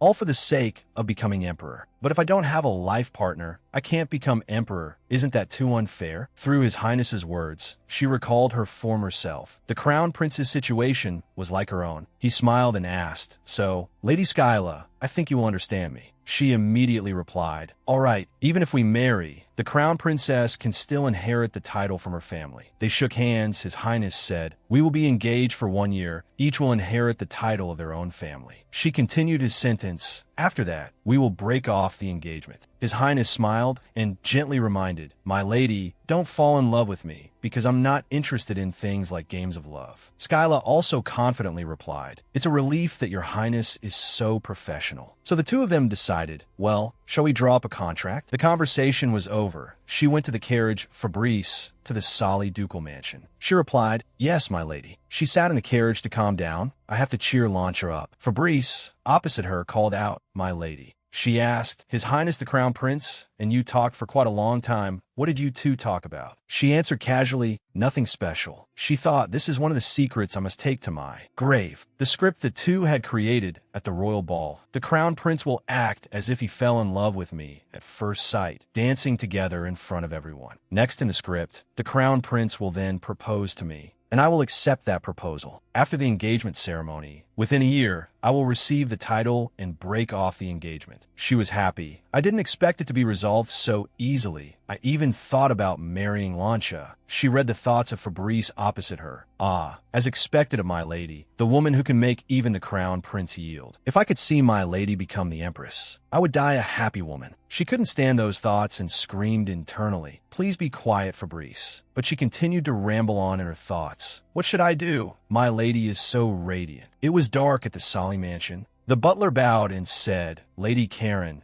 Duke Sali and the Duchess have gone to inspect the neighboring territory. So she had to leave. I know. I'll greet them later then. Cakes and tea were laid out on the table. She sat alone thinking, why hasn't Lancha come out yet? She rested her chin on her hand, bored. Whenever I come, he appears with teleportation magic. Rachel appeared and asked her, my lady, do you need anything else? She turned to ask, where's Lancha? The maid seemed flustered. Rachel said worriedly, I can't just say it. Skyla became serious. She stood up and asked, did something happen to Lancha? Rachel's voice faltered. Well, the young master is very sad. She froze upon hearing that. Skyla was confused. Sad why? Rachel replied, I don't know either. The young master has been gloomy ever since he returned home. In her head, she thought, after the young master went to see the lady, the young master locked himself in his room. How should I explain this? She read Rachel's thoughts and realized something. She realized the reason Lancha was sad was her fault. Rachel was still panicking. She requested, take me to Lancha. I will comfort him myself. Rachel looked as if she had found her savior. You'll really do that? She appreciated Rachel. Lancha, you're very lucky to have such a kind maid, because she genuinely worries about Lancha. Rachel happily led the way. This way, my lady. Rachel led her to the room. Please wait a moment. At this moment, Skyla had a headache. How should I comfort him now? It was Lancha's fault in the first place. Rachel gently pushed the door and called, young master. Before she could finish her sentence, the ceiling suddenly shook violently, then cracked and debris fell to the floor. She stared blankly. What's happening all of a sudden? Then she vaguely realized, could it be a magical outburst? Rachel tried to knock on the door, calling, young master. Young Master Lancha. From inside the room, a voice echoed. Didn't I tell you not to come looking for me, Rachel? It startled both Skyla and her. Skyla thought to herself, is that really Lancha? Lancha has no merits other than being lively. A loud noise slammed against the door. The room door was severely damaged. Rachel fell to the ground in fear. So scary. She trembled, unable to speak. Young master. She thought, what if I get caught in the magical outburst and die? I was planning to marry Austin as soon as I saved up for the wedding. She burst into tears. Rachel's train of thought surprised Skyla. Austin, the butler? Since when? She quickly composed herself. This is not the time to talk about this. Skyla slowly stood up. She approached the door. She remained calm, even though the building was gradually cracking. A panic scream rang out. Lancha shouted, I told you not to come looking for me, didn't I? As soon as he finished, Skyla kicked the door hard. There was a wound on her foot. She said slowly, Lancha. He was silent inside, while Skyla raised her voice menacingly. If you don't want to be beaten, open the door now. Lancha quickly pressed against the door and whispered her name. Skyla. She replied, yes, right now. Besides me, who would want to be by your side while you're having an outburst? Her words made him visibly happy. She continued, so open the door, Lancha. The door opened. Lancha stepped out joyfully. Skyla. He hugged Skyla tightly. He let go and stared at her. Is it really you? Skyla was silent. Lancha rested his head on her shoulder. He whispered, I'm not imagining things, am I? His eyes welled up. Did I miss Skyla so much that I unconsciously summoned you here? She was still lost in thought. Whenever Lancha's emotions fluctuated violently, a magical outburst would occur. It was rare for Lancha to be so overcome by emotion that he couldn't control his magic. But he became suspicious when he saw Skyla was just quiet. You really are Skyla. She looked straight into his eyes. She frowned. When Lancha has an outburst, I have to be by his side for him to feel calm again. Skyla, let's be friends so we can get married. Lancha blushed as he confessed to her. Skyla calmly uttered one word, get lost. He was excited. 320 times, it's really you, which made her feel contempt. What's that? What kind of recognition method is so annoying to hear? She nodded to Rachel, who was standing there, and she left. Skyla, Lancha whispered. She was curious.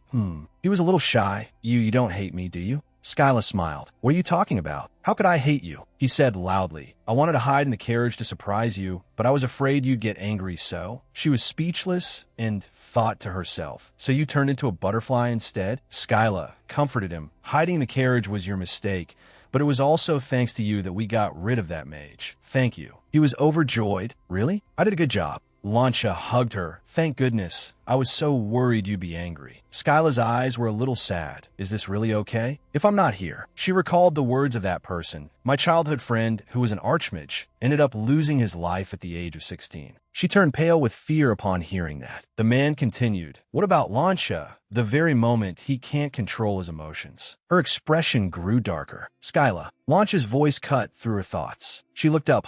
Can you sleep with me tonight? He asked innocently. which left her stunned, not understanding his words. Skyla asked, "What do you think my answer will be?" He immediately became excited. "Of course you'll say yes." She dismissed it. "That's what you're hoping for." Launcha stammered worriedly. "No? Is it a no?" She was annoyed. "Of course. How could you even think that?" He recalled when they were little, "But you used to sleep over at my house before." She refuted. "That was ages ago." Skyla sighed and pushed his hand away. "Launcha, think carefully. We're both adults now. Don't you understand the meaning of an adult man and woman sleeping together?" Launcha hugged her, still smiling. "Of course I understand," which made her blush and bite her lip. "It means our friendship is extremely close," he said innocently while Skyla was fuming with anger. She pushed him away. "You can't sleep with me. What if strange rumors start and I can't get engaged?" He asked again. "Skyla, you're getting engaged?" She realized her slip of the tongue, thinking, "Oh no, if Launcha finds out about my fake engagement, how will he react?" His eyes darkened. She pondered, could it be another outburst? Launcha asked gloomily, "Skyla, you set a date for the engagement ceremony without telling me." She immediately defended herself. "No, that's not it." He took her hand, smiling. "I'll do a really good job, Skyla." He tilted his head. "Shall we use the true magic of the witch Odd as our offering? What do you think? It will match your red eyes very well." She was dumbfounded. Skyla came to her senses and immediately moved away from him. "Wait a minute." She panicked. "What do you mean our offering? What the hell are you talking about?" She was confused.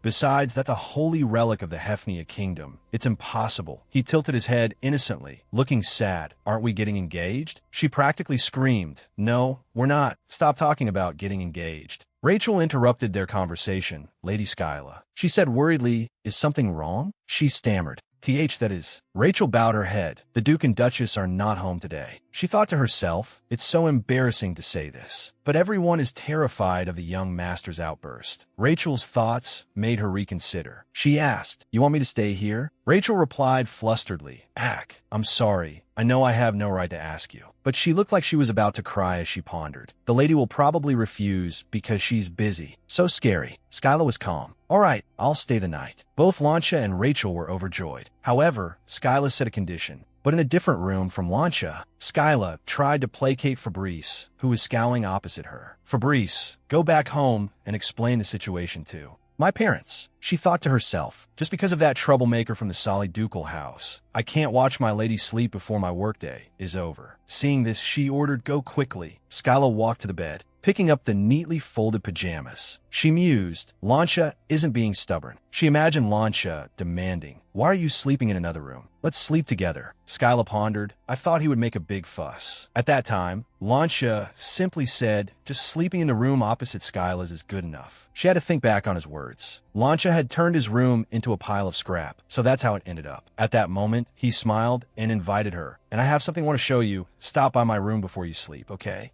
Skyla asked curiously, "What do you want to show me?" He replied, "My diary." After changing, she went to Launcha's place. She wondered, why would he show me his diary? Skyla knocked on the door and called, "Launcha." A servant next to her immediately said, "Well, young Master Launcha isn't done bathing yet." She opened the door and walked in. Skyla sat on the bed. She noticed a notebook lying right beside it. Is this the diary he was talking about? She flipped through the pages and read. Inside it was written, "Only I can read this." Skyla smiled and thought to herself, "Cute." The page had a note. "If you read without permission, horns will grow on your butt. December 31st, year 815 of the imperial calendar. Today is the first time I confessed to Skyla." She pursed her lips, closed the notebook, deep in thought. I still remember it very clearly. Skyla lay down on the bed, continuing to ponder. That day, my parents had traveled to the Northern Sea, and I had longed for someone to be by my side, so unlike me. She began to recall that moment. Launcha sat worriedly beside her. He handed her a cup of water. "Skyla, are you okay?" She took it, simply replying to him, "Yeah."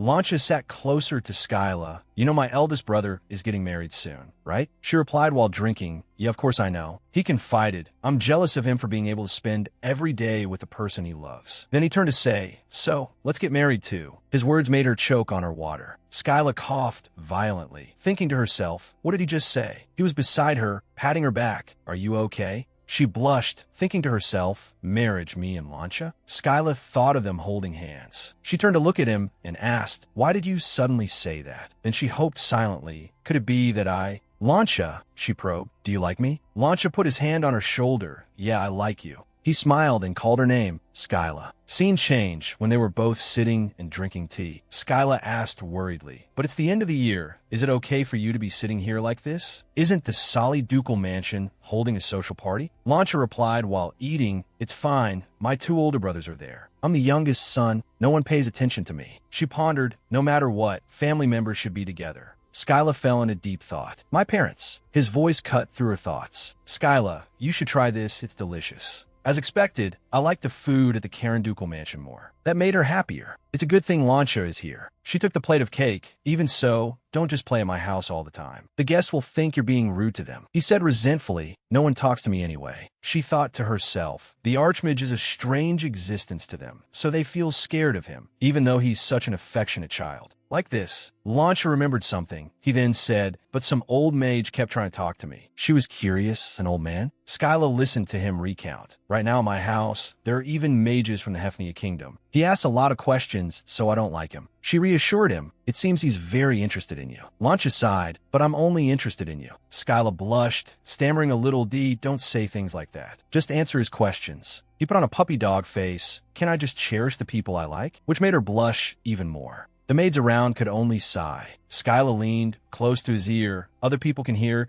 Don't just say this stuff to me so casually." Launcher was puzzled. Other people? In his eyes, there was only the panicked image of Skyla. "Who?" She realized her slip of the tongue. "Ah," she whispered. "You can only say that when it's just the two of us." He frowned in response. "I can only say I like you when it's just the two of us." She looked helplessly at the maids standing right there and could only say, "Oh." So many years have passed already. Ever since meeting the mage from Hefnia that Launcher mentioned, everything has changed. Skyla lay deep in thought. Since then, I have resolved not to like Launcher anymore. Every time he approached, I refused, to the point that Launcher, who used to feel hurt, has now gotten used to it. Skyla's eyes were a little sad. "It's okay. I was not wrong in my choice." Launcher's voice called Skyla. She woke with a start, turning to look at him, but he was only wearing a bathrobe. He asked, "Are you sleepy already?" A drop of water from his hair fell, rolling down his firm chest, while Skyla stared blankly at him. Launcher asked again. She immediately blushed and shouted loudly, then sat bolt upright and stammered, Launcher, why are you dressed like that? Did you walk from the hallway to the room looking like this?" Launcher sat down. She immediately shied away. He said, "No, because I was afraid you'd be waiting. I teleported to the room." He snapped his fingers. His hair, like a little chick's, was instantly dry. "Skyla," he turned back excitedly. Launcher lay down, patting the mattress. "You lie down, too." Skyla was bewildered. "Lie down? Does Launcher not know what it means for a man and woman to share a bed? If I don't lie down, it'll be even weirder. What if he asks why I'm not lying down? Then you explain it, Skyla." She lay down on the bed helplessly. Beside her was Launcher, who was smiling excitedly. He started a conversation. "Us doing this reminds me of when we were little. We used to bet on who would fall asleep first. Do you remember?" She frowned, a little annoyed, "And you always lost." He tried. "I'll win this time." She smiled faintly. Skyla turned over. "What? Did you master a magic to stay awake?" He chuckled. "No. With you lying next to me, how could I possibly sleep?" Which made her blush shyly. She lowered her eyes and suddenly saw something and stammered, but Launcher." Skyla practically screamed.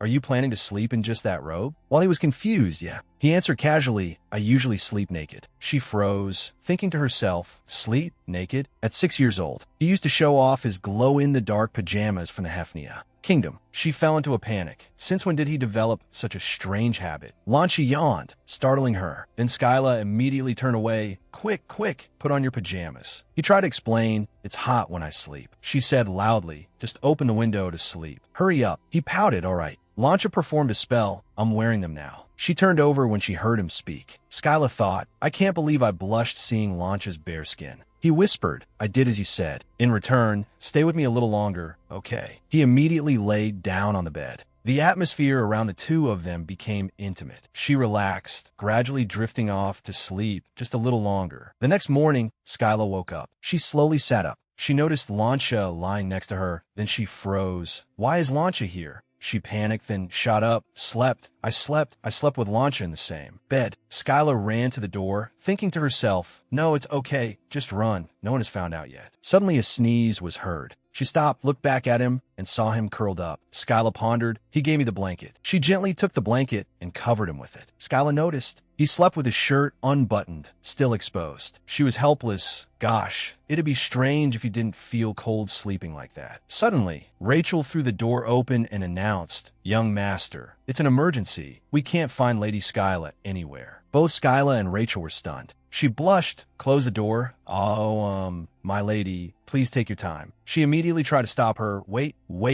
Rachel said worriedly, "Is something the matter? Shall I change the bed sheets for you?" Her words made Skyla tremble. "It's not like that." Launcha woke up. He grabbed the corner of her shirt. Skyla, did you sleep well?" Rachel's thoughts appeared. When did they start having a physical relationship? She immediately panicked. "No, Rachel, listen to me." Seeing that she couldn't convince her, she turned to him and said, "Launcha, tell Rachel the truth. We just talked late into the night and fell asleep, right?" He blushed and smiled. "That's right. It's been a while since I felt this comfortable." Rachel misunderstood even more. A long while. She turned pale. "It's not like that." Skyla quickly walked closer to her. Her face darkened as she threatened. "Rachel, what you have seen must not be told to anyone, you hear?" That made her confused, my lady. Skyla's eyes widened. "If any strange rumors spread out there, I will issue a marriage ban on all servants at the Karen Ducal mansion. And you won't be able to marry my family's butler, right?" Rachel was flustered when she heard her say that. How? How did the lady know about that? She moved closer to her. "Act wisely. Rachel, you know I like you." She could only reply, yes. She frowned, feeling guilty. "I'm sorry, Rachel, but my plan cannot be interrupted." Scene change. Fabrice bowed. "My lady has returned. If the engagement between you and the crown prince is announced, some nobles will surely go crazy and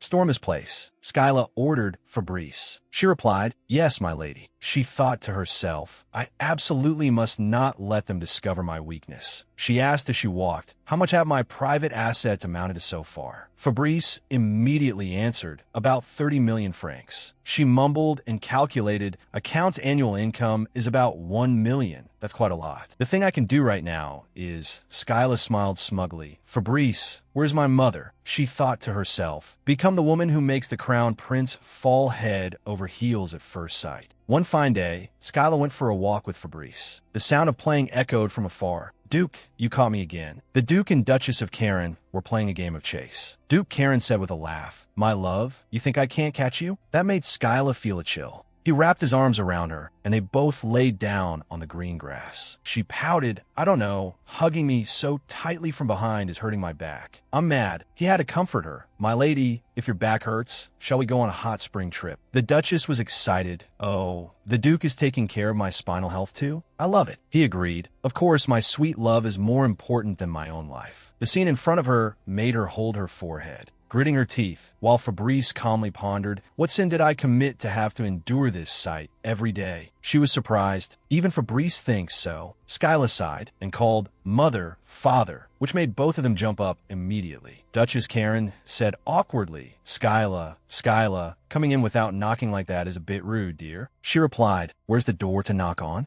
which made the surrounding atmosphere silent. She spoke up to break the strange atmosphere. "So what's the matter?" Skyla came closer. "I need your help, Mother." She was moved. "What? You need Mother's help?" While Duke Karen probed, "What about Father? Do you need this father's help?" She said calmly, "Do you want to take over the duties of the ducal representative again, Father?" Duchess Karen was excited. "All right, what should this mother do for you?" She requested, "Turn me into the most beautiful woman at the royal ball." Skyla also said, "I've decided to find a husband at this ball," which shocked both Duke and Duchess Karen. She tilted her head and smiled, thinking to herself, "I have to say it like this to my parents. They will naturally accept my engagement to the crown prince." "Skyla, why all of a sudden, dear?" Duke Karen was immediately stopped by the Duchess. She exuded a dangerously murderous aura. "Skyla, do you know what people used to call me back in the day?" She said relaxedly, "I'm not interested, so I don't know." Her mother smiled. "Don't you dare be shocked. It was high society's killer, dear." She excitedly snapped the fan in her hand in two. Now she was stunned as she heard her mother say, "Yes." Her mother began to recount. "Back in my golden age, all I had to do was wink and countless young masters would fall at my feet." Skyla wondered, was it magic? Duchess Karen ordered Fabrice. "Yes, my lady." She pushed her. "You're at a loss for words. Go take care of Duke Karen. We're leaving." That made Duke Karen cry out, "My lady, Skyla." Scene change. At the dressing room, Duchess Karen found it strange. This isn't right. She turned to ask, Skyla, are you sure on allowance? It made her a little angry. I haven't received any in a long time. I earn enough. Then why are the dresses like this? Old, outdated dresses were still hanging on the rack. She immediately made a plan. Quick, let's call a dressmaker. Who's the most famous these days? She replied boredly, Madame Bisley is probably fully booked until the day of the ball. Duchess Karen turned and said, So what? There's nothing money can't solve. Skyla sighed. Mother, Madame Bisley is a commoner with noble clients. Are you trying to ruin her career or something? She thought. Madame Bisley aside, the nobles would surely protest vehemently. The first goal is not to let others find a weakness. This method won't work. Her mother was impatient. So what should we do? You don't have a single thing to wear. Duchess Karen calculated. The other young ladies must have had their dresses made very early, right? That must be it, since the invitations were sent out a month ago. She looked up, an answer already in her mind. That's right. There's nothing that can't be solved with money. Her mother continued. The vast majority will wear dresses in the most popular style right now. Dresses that are too heavy and dazzlingly colorful. Skyla was calm. If I can't find a trendy dress, then I will change the trend. The scene changes to a hallway area. A maid spoke up. Hey, have you heard the news? The other maid was curious. What news? She recounted, I heard that someone has been secretly leaving boxes with the latest dress samples in front of people's houses lately. The girl next to her was astonished. What? Really? She continued thoughtfully, Yeah, my cousin got one too. I heard it's the kind of dress the nobles wear. The girl beside her sighed, Wow, I'm so jealous. A voice spoke up, jealous, startling the two of them. La lady, Skyla sighed at their expressions. Both of them bowed their heads. I am sorry for gossiping. She snapped her fingers. I'll give each of you a set. The two maids were bewildered, yes. Skyla turned away. You must dress beautifully when you go out. She calculated. When nobles choose outfits, quality isn't the most important thing, but the distinction from commoners. What if I make it so that commoners can also wear these famous outfits? She threw open the doors.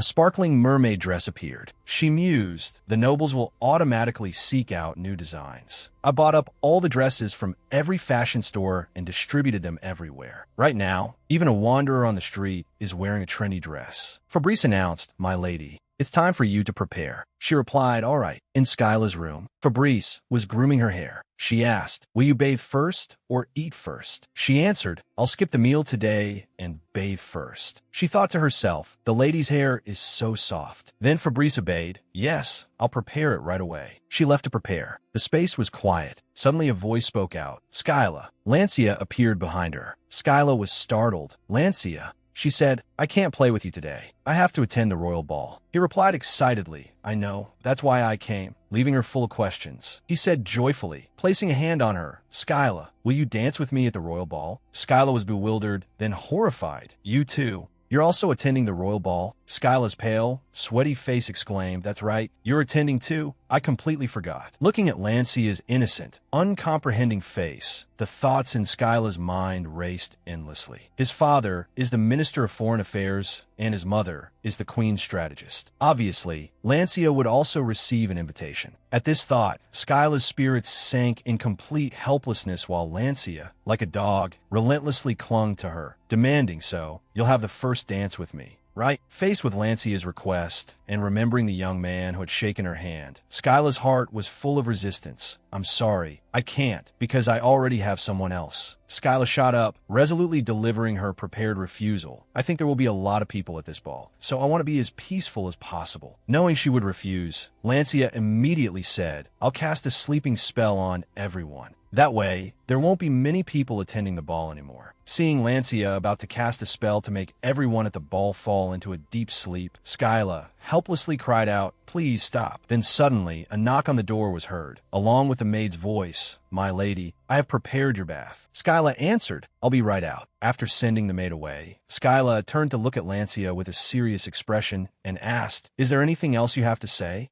Knowing Skyla was hinting for him to leave, Lancia bowed his head, a little hurt, and said, I want to dance with you. Seeing Lancia still stubbornly wanting to dance with her, she also felt confused and asked, Why? You're popular. The other ladies really like you. With that, Skyla turned to leave. Just as she was about to leave, Lancia's voice rang out, stopping her in her tracks. What about you? What? Skyla turned back to look at Lancia, a bit confused. Skyla, do you like me too, like the others? He asked Skyla calmly and slowly. Hearing his question, Skyla fell into a pensive silence, thinking to herself, like you, I can't say. Skyla frowned, a look of panic on her face. It made her remember a conversation. What will happen to Lord Lancia when that day comes and he can't control his own emotions? What will you do, my lady? For the one you love, can you deny your own feelings? It was that very conversation that made her decide to suppress her feelings. That's why I can't let you get too happy or too sad. I will keep our distance as it is now. After thinking, Skyla immediately changed the subject. I'm busy, you can go now. As she spoke, she reached for the doorknob, wanting to leave. Just as she was about to open the door, Lancia reached out and blocked it, her head pressing against his chest. Then his somewhat sad and pleading voice came from behind her. When you're not busy, can you like me a little? Skyla pursed her lips into a faint smile. Her eyes filled with a firm, cold resolve as she replied, Sorry, I think I'll be busy for the rest of my life. Hearing her heartless reply, Lancia fell silent, his mood sinking. He forced a polite smile, trying to act calm, that I understand. 321 times. After saying a confusing sentence, Lancia vanished, leaving only the words, See you later, Skyla. Right after he left, Skyla fell silent, her eyes showing a hint of loss. It took her a moment to say a single word, okay. In front of the mansion gate, brilliant sunbeams shone down on a luxurious and formal carriage that was waiting. Suddenly, a call rang out, attracting the couple's attention. Father, mother. Skyla stepped out in an incredibly beautiful dress. Seeing her come out made her parents extremely proud and excited. They couldn't stop praising her. Your beauty is a national treasure, my child. Even though you're my daughter, you are truly beautiful, Skyla. Yes, that's right. Hearing her parents' somewhat excessive compliments, Skyla sighed and replied, Yes,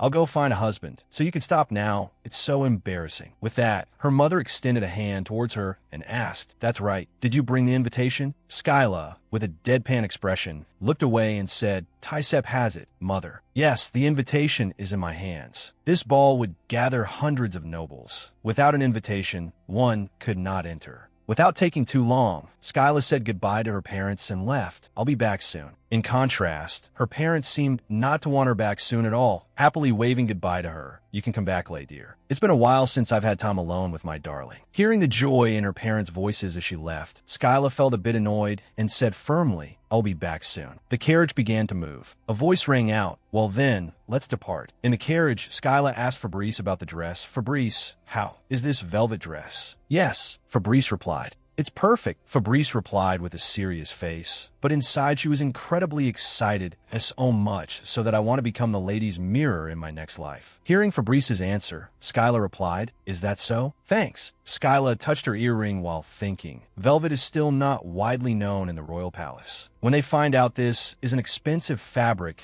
that commoners can't possibly afford, they will all be envious of this velvet dress. The velvet dress. Suddenly, the carriage stopped, startling her a bit. Fabrice lifted her skirt and stood up, intending to check the situation, saying to her, Wait for me a moment, my lady. With that, Fabrice reached out and pulled back the carriage curtain to look outside. After seeing the situation clearly, she sat down and said, My lady, you might have to wait for an hour. Seeing that she had to wait, Skyla said with some confusion, Wait. Fabrice didn't hide anything and said, In front of us is a line of carriages heading to the royal ball. Looking at the long, tedious line of carriages, both Skyla and Fabrice felt a bit weary. Skyla tilted her head to look outside and said, I can't believe it. Good thing I'm not wearing a corset. Thinking that waiting in the carriage for a long time would be a bit stuffy, Fabrice made a suggestion. The wait is still long. Would you like to go out for a walk, my lady? The other people are also walking around outside. Skyla sighed in frustration and refused. No, I'm wearing high heels. Aronia, who was coincidentally passing by outside, saw Skyla. Immediately, she let out a cold laugh, her face showing malicious intent. Suddenly, she raised her voice, startling Skyla. Oh my, Lady Skyla, I didn't expect to see you here. Can you open the door?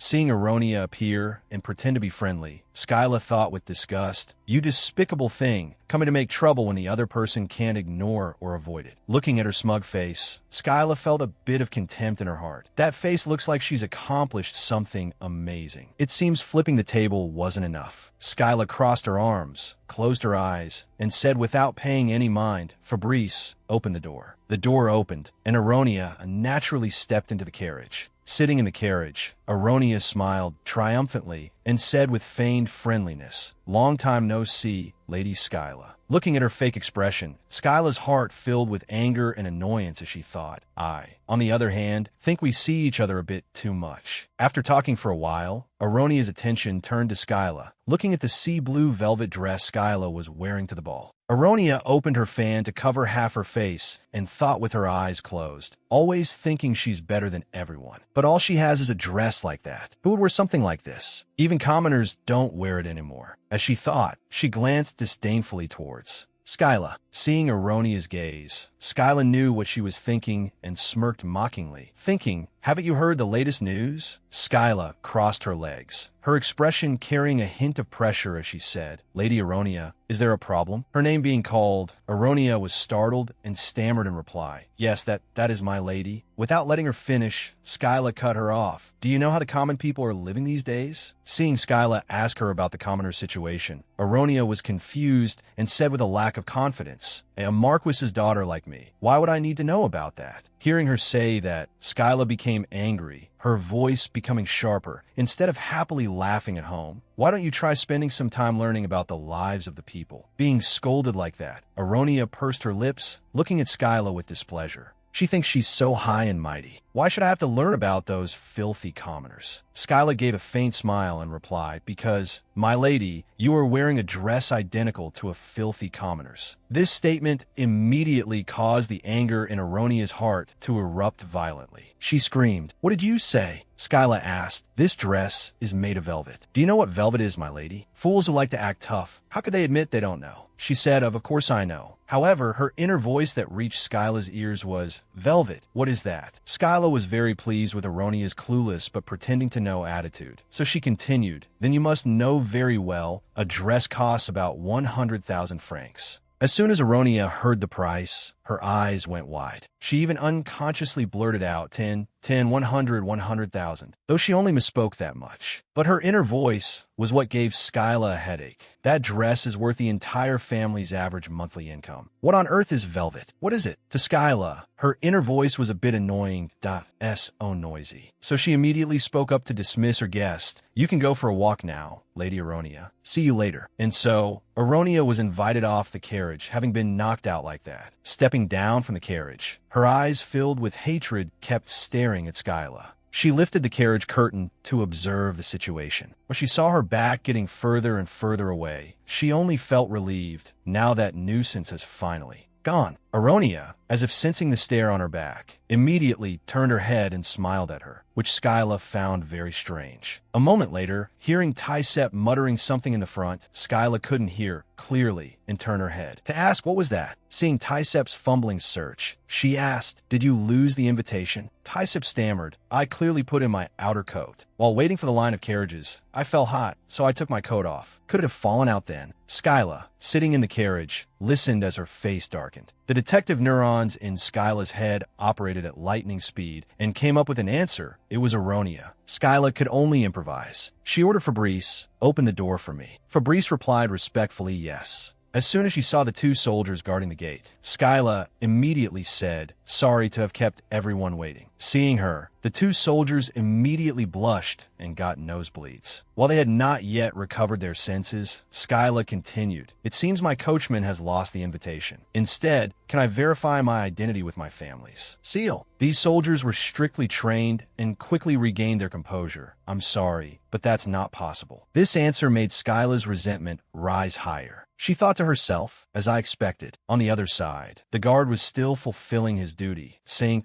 "The Emperor has forbidden entry to the palace for those without an invitation." Skyla raised a hand to her forehead and thought, "Today, His Majesty the Emperor's son has scripted a confession for me." After a moment's thought, Skyla could only say, "For now, let's make way for those behind us." She suddenly widened her eyes and asked, "Why isn't the carriage moving?" As Skyla poked her head out to observe, a familiar figure came into view, Viscount Adesina. Knowing she was being held back by him, Skyla could only open her mouth to ask, "What's the matter, Viscount?" Adesina let out a few faint laughs and said, "As the royal sorcerer, I am responsible for managing the carriages coming in and out." But this person's inner voice was, "I'm doomed. Why did I have to run into the lady? What kind of life is this?" She gave a slight smile and said softly, "I've finally found someone I can talk to." She stared intently at Artisina and ordered, "Viscount Artisina, let me into the royal palace." He asked, confused, yes, thinking to himself, "Is that an order?" As she said this, Skyla thought, "I'm holding his weakness." To see how much weight that weakness carried, she smiled slyly and said, "Didn't you hear me? Don't make me say it a second time." Artisina laughed helplessly, raised a hand to his forehead and said, "Making things difficult for me is your specialty, isn't it, my lady?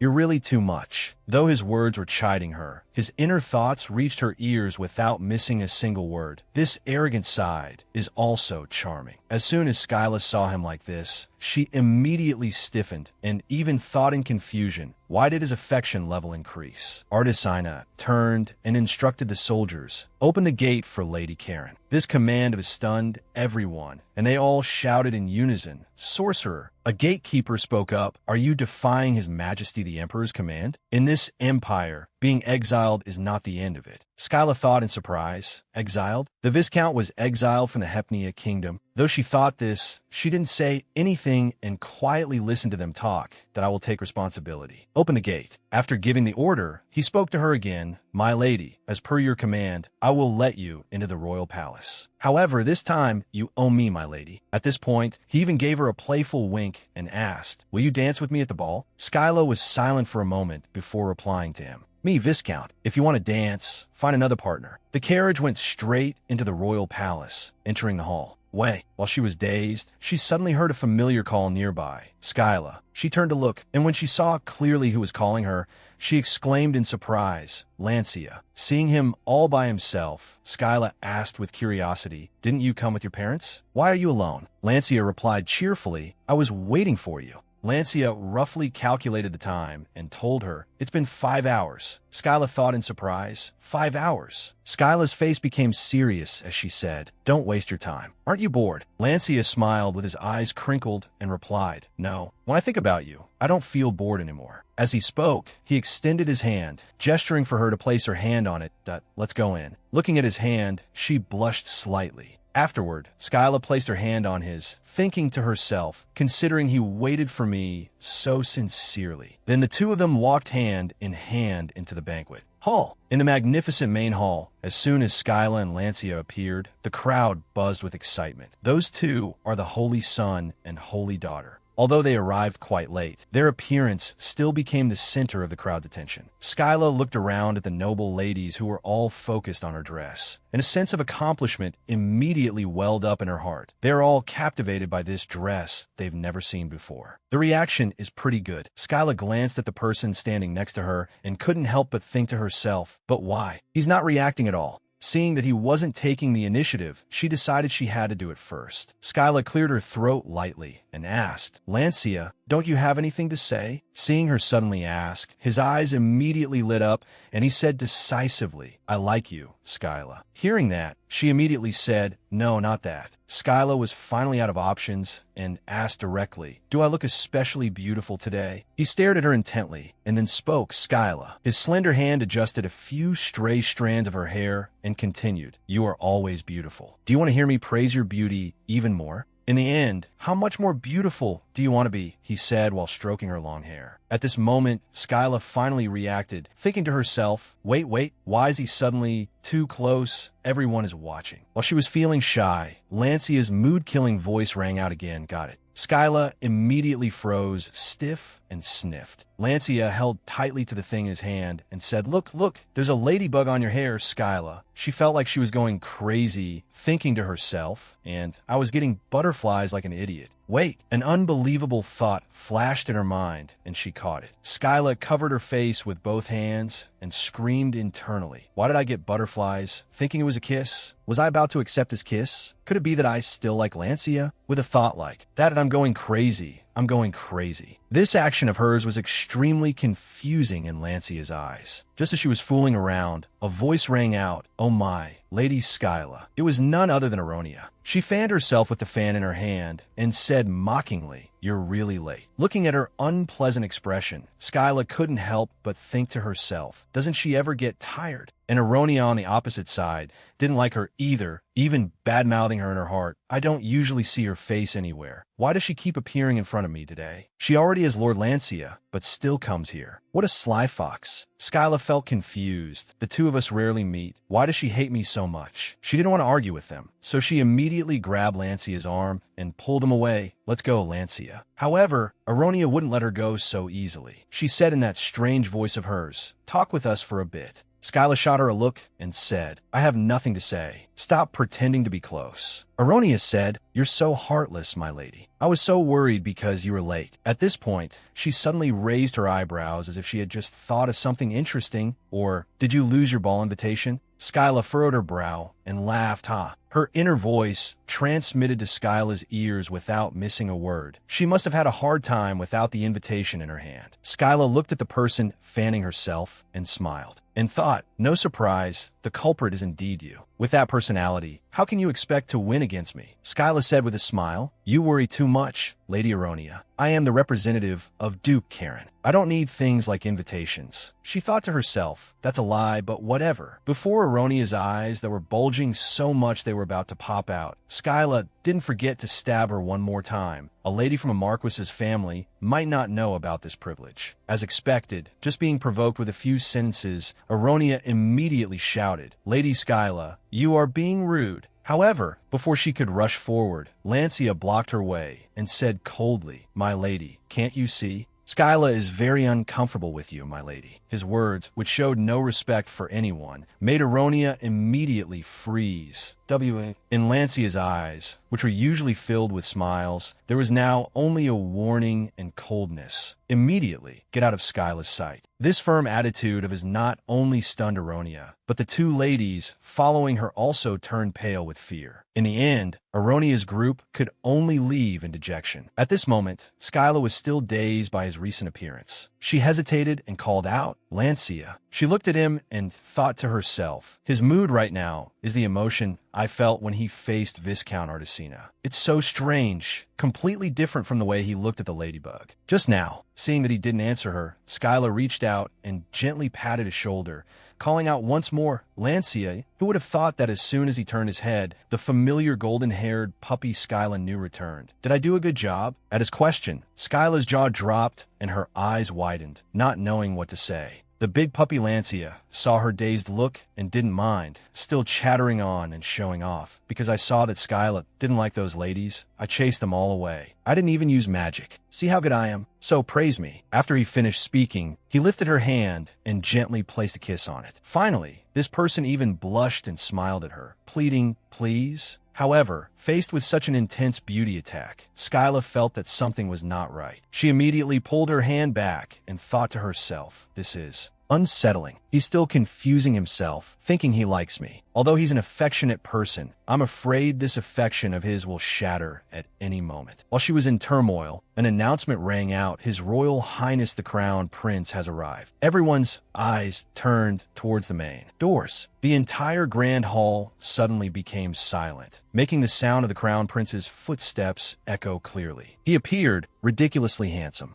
He had only been inside for a few minutes, but one of his smiles had already made countless girls fall head over heels. One of them even fell in the most. literal sense. A lady next to her saw this and immediately panicked. Hey, don't faint just because of the crown prince's beauty. Skyla helplessly thought to herself. No, it's not to the point of fainting, is it? Seeing her, as if she was deep in thought, Lancey at her side asked, What's wrong? You. The beauty attack came so suddenly that she couldn't handle it. Skyla immediately turned her face away and replied, It's nothing. But in her heart, she was thinking, who would have thought I'd find him more handsome? Just as the two were talking, the Crown Prince's voice suddenly echoed throughout the main hall. Where is Lady Skyla? Just as he finished speaking, our four eyes met. The Crown Prince flashed a smile as bright as the summer sun. Skyla thought in a panic, did he just call my name directly? Or am I imagining it? And then his next action made Skyla immediately scream in her heart, No, don't come over here. At the same time, the inner thoughts of the gossiping crowd around her also fell into her ears. What is His Royal Highness the Crown Prince looking for the lady for? Skyla screamed at her heart, I'm just as shocked as you are. She recalled their plan and couldn't help but scream, This isn't how it was supposed to go. Our plan was to create a love-at-first-sight atmosphere, but he's coming straight to find me. While she was still unsure how to deal with the situation, the whispers made her break out in a cold sweat. His Royal Highness the Crown Prince and Lady Karen know each other. Probably something is strange. Skyla looked at the person getting closer and closer to her and continued to scream in her heart like an escaped animal. The pace is too fast. But what could she do? She silently comforted herself. Well, at least I have to pretend it's love at first sight. And yet, just as she was about to act, something unexpected happened. Lancia grabbed her hand tightly. Looking at his handsome face, which now clearly showed anxiety, Skyla couldn't help but blurt out, Lancia.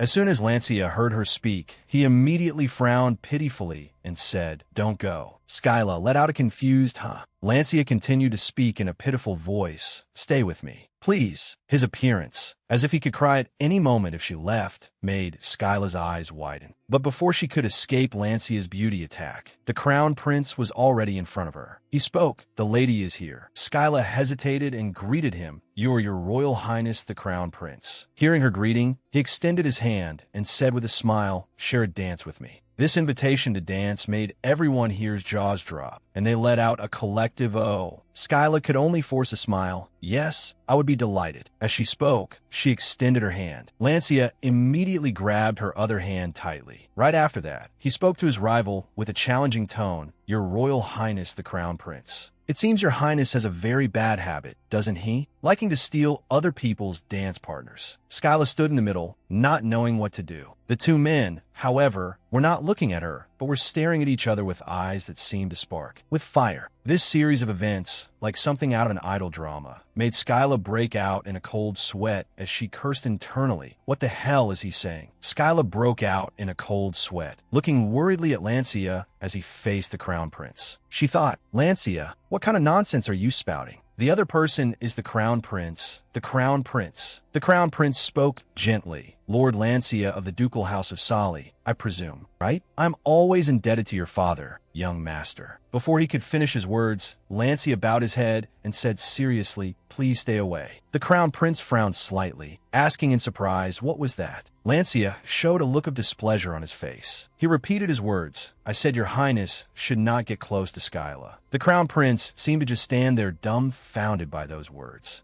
Skyla looked at them worriedly. She thought, He's crossing the line. Skyla turned to speak, Lancia. Suddenly, a voice rang out, Oh my. A young man with blonde hair appeared from nowhere and put his arm around Lancia's shoulder from behind. He gave a forced smile and said, My dear little brother. Lancia's older brother quickly defused the situation. Your Highness the Crown Prince, my little brother is still young. Please be generous and overlook this. Lancia coldly shrugged his brother's hand off his shoulder. Himself. Skyla was surprised to see him. She exclaimed, Hova what smiled brightly and greeted Skyla. Long time no see, Skyla. This is Hova Sali, Lancia's older brother. She thought to herself, I heard he became a royal knight, but he's gotten so muscular I almost didn't recognize him. Hova looked at Lancia helplessly. He silently chided, This kid, Lancia, what will we do if our family is put at a disadvantage? Lancia glared angrily at his brother. Even Hova what flinched at that expression. He turned pale and looked at Skyla. Save me, Skyla. It was her turn to speak. Lancia, you should step aside. Lancia only managed to utter one word, but he was immediately lectured by Skyla. You're doing this to me. I don't like it. She looked seriously at Lancia and said. His face was a mixture of surprise and a little worry. Lancia stammered. What? Skyla turned to take the Crown Prince's hand and said, Let's go, Your Highness the Crown Prince. She and the Crown Prince left hand in hand. Lancia stood frozen, unable to utter a word. The sound of a romantic contemporary cello filled the space. Skyla danced hand in hand with the Crown Prince. The conductor was coordinating rhythmically. All these favorable conditions brought the distance between Skyla and the Crown Prince closer. The Crown Prince suddenly asked, I've heard rumors that the ladies' dancing skills are very poor. Skyla asked in surprise, Who said that? He answered her, The ladies' friends. But seems I heard wrong. His hand rested more firmly on Skyla's hip. Skyla smiled happily. The Crown Prince continued his story, because the lady has no friends. Aronia and the two young ladies behind them looked on, so jealous they could only let out a sigh. The blonde lady said, In the end, who made the dress that Lady Karen is wearing? The conversation between the two young ladies continued. It seems there's no need to wear a corset, and the design also exudes an elegant aura. One young lady asked, Should we try asking about the material of Lady Karen's dress? The other replied, I hope the first dance ends quickly. Aronia clearly showed her displeasure on her face. Herself, Skyla, and the Crown Prince were still lost in the dance. A thought suddenly crossed her mind, making her worry. I wonder if Lancia is okay? I don't hear any sounds of breaking, so his magic probably didn't burst out. Because of the engagement plan, I have no other choice. Was I too harsh? Suddenly a voice startled her, Lady Skyla. It was none other than the Crown Prince. He gave a gentle smile and said slowly, Busy thinking about another man? Am I not that charming? Skyla replied in confusion. Another man? I am very honored to be dancing like this. The Crown Prince smiled. He spoke inanely, right? The Crown Prince said, But I think the statement that the lady has no friends is a lie. Young Master Lancia was so angry his eyes looked like they would shoot fire. Indeed, Skyla quickly replied. Lancia spoke improperly to your highness. I apologize on his behalf. The Crown Prince wondered, Young Master Lancia is the one who did wrong. Why is the lady the one apologizing? Skyla gave a confident smile and answered him, Because he is my friend. Hearing that, the Crown Prince skipped a beat. He said, I don't want to complicate things, Lady Skyla. She tried hard to protect her friend, probably, but if things get complicated, it's for another reason, not Lancia. The Crown Prince was puzzled. Another reason? Skyla's face flushed as she answered his question. Didn't your highness seek me out as soon as you arrived at the hall? Because your highness has absolutely no connection to me. The other nobles are suspecting us. You should at least have looked at the other young ladies, right? Skyla was flustered by the Crown Prince's silence. She suddenly perceived his thoughts. Just talking is this enjoyable. This is the first time I've felt this way. Skyla was surprised in her heart. The Crown Prince's thoughts? Suddenly, he accidentally stepped on her dress. The two of them staggered, about to fall. The two fell to the floor.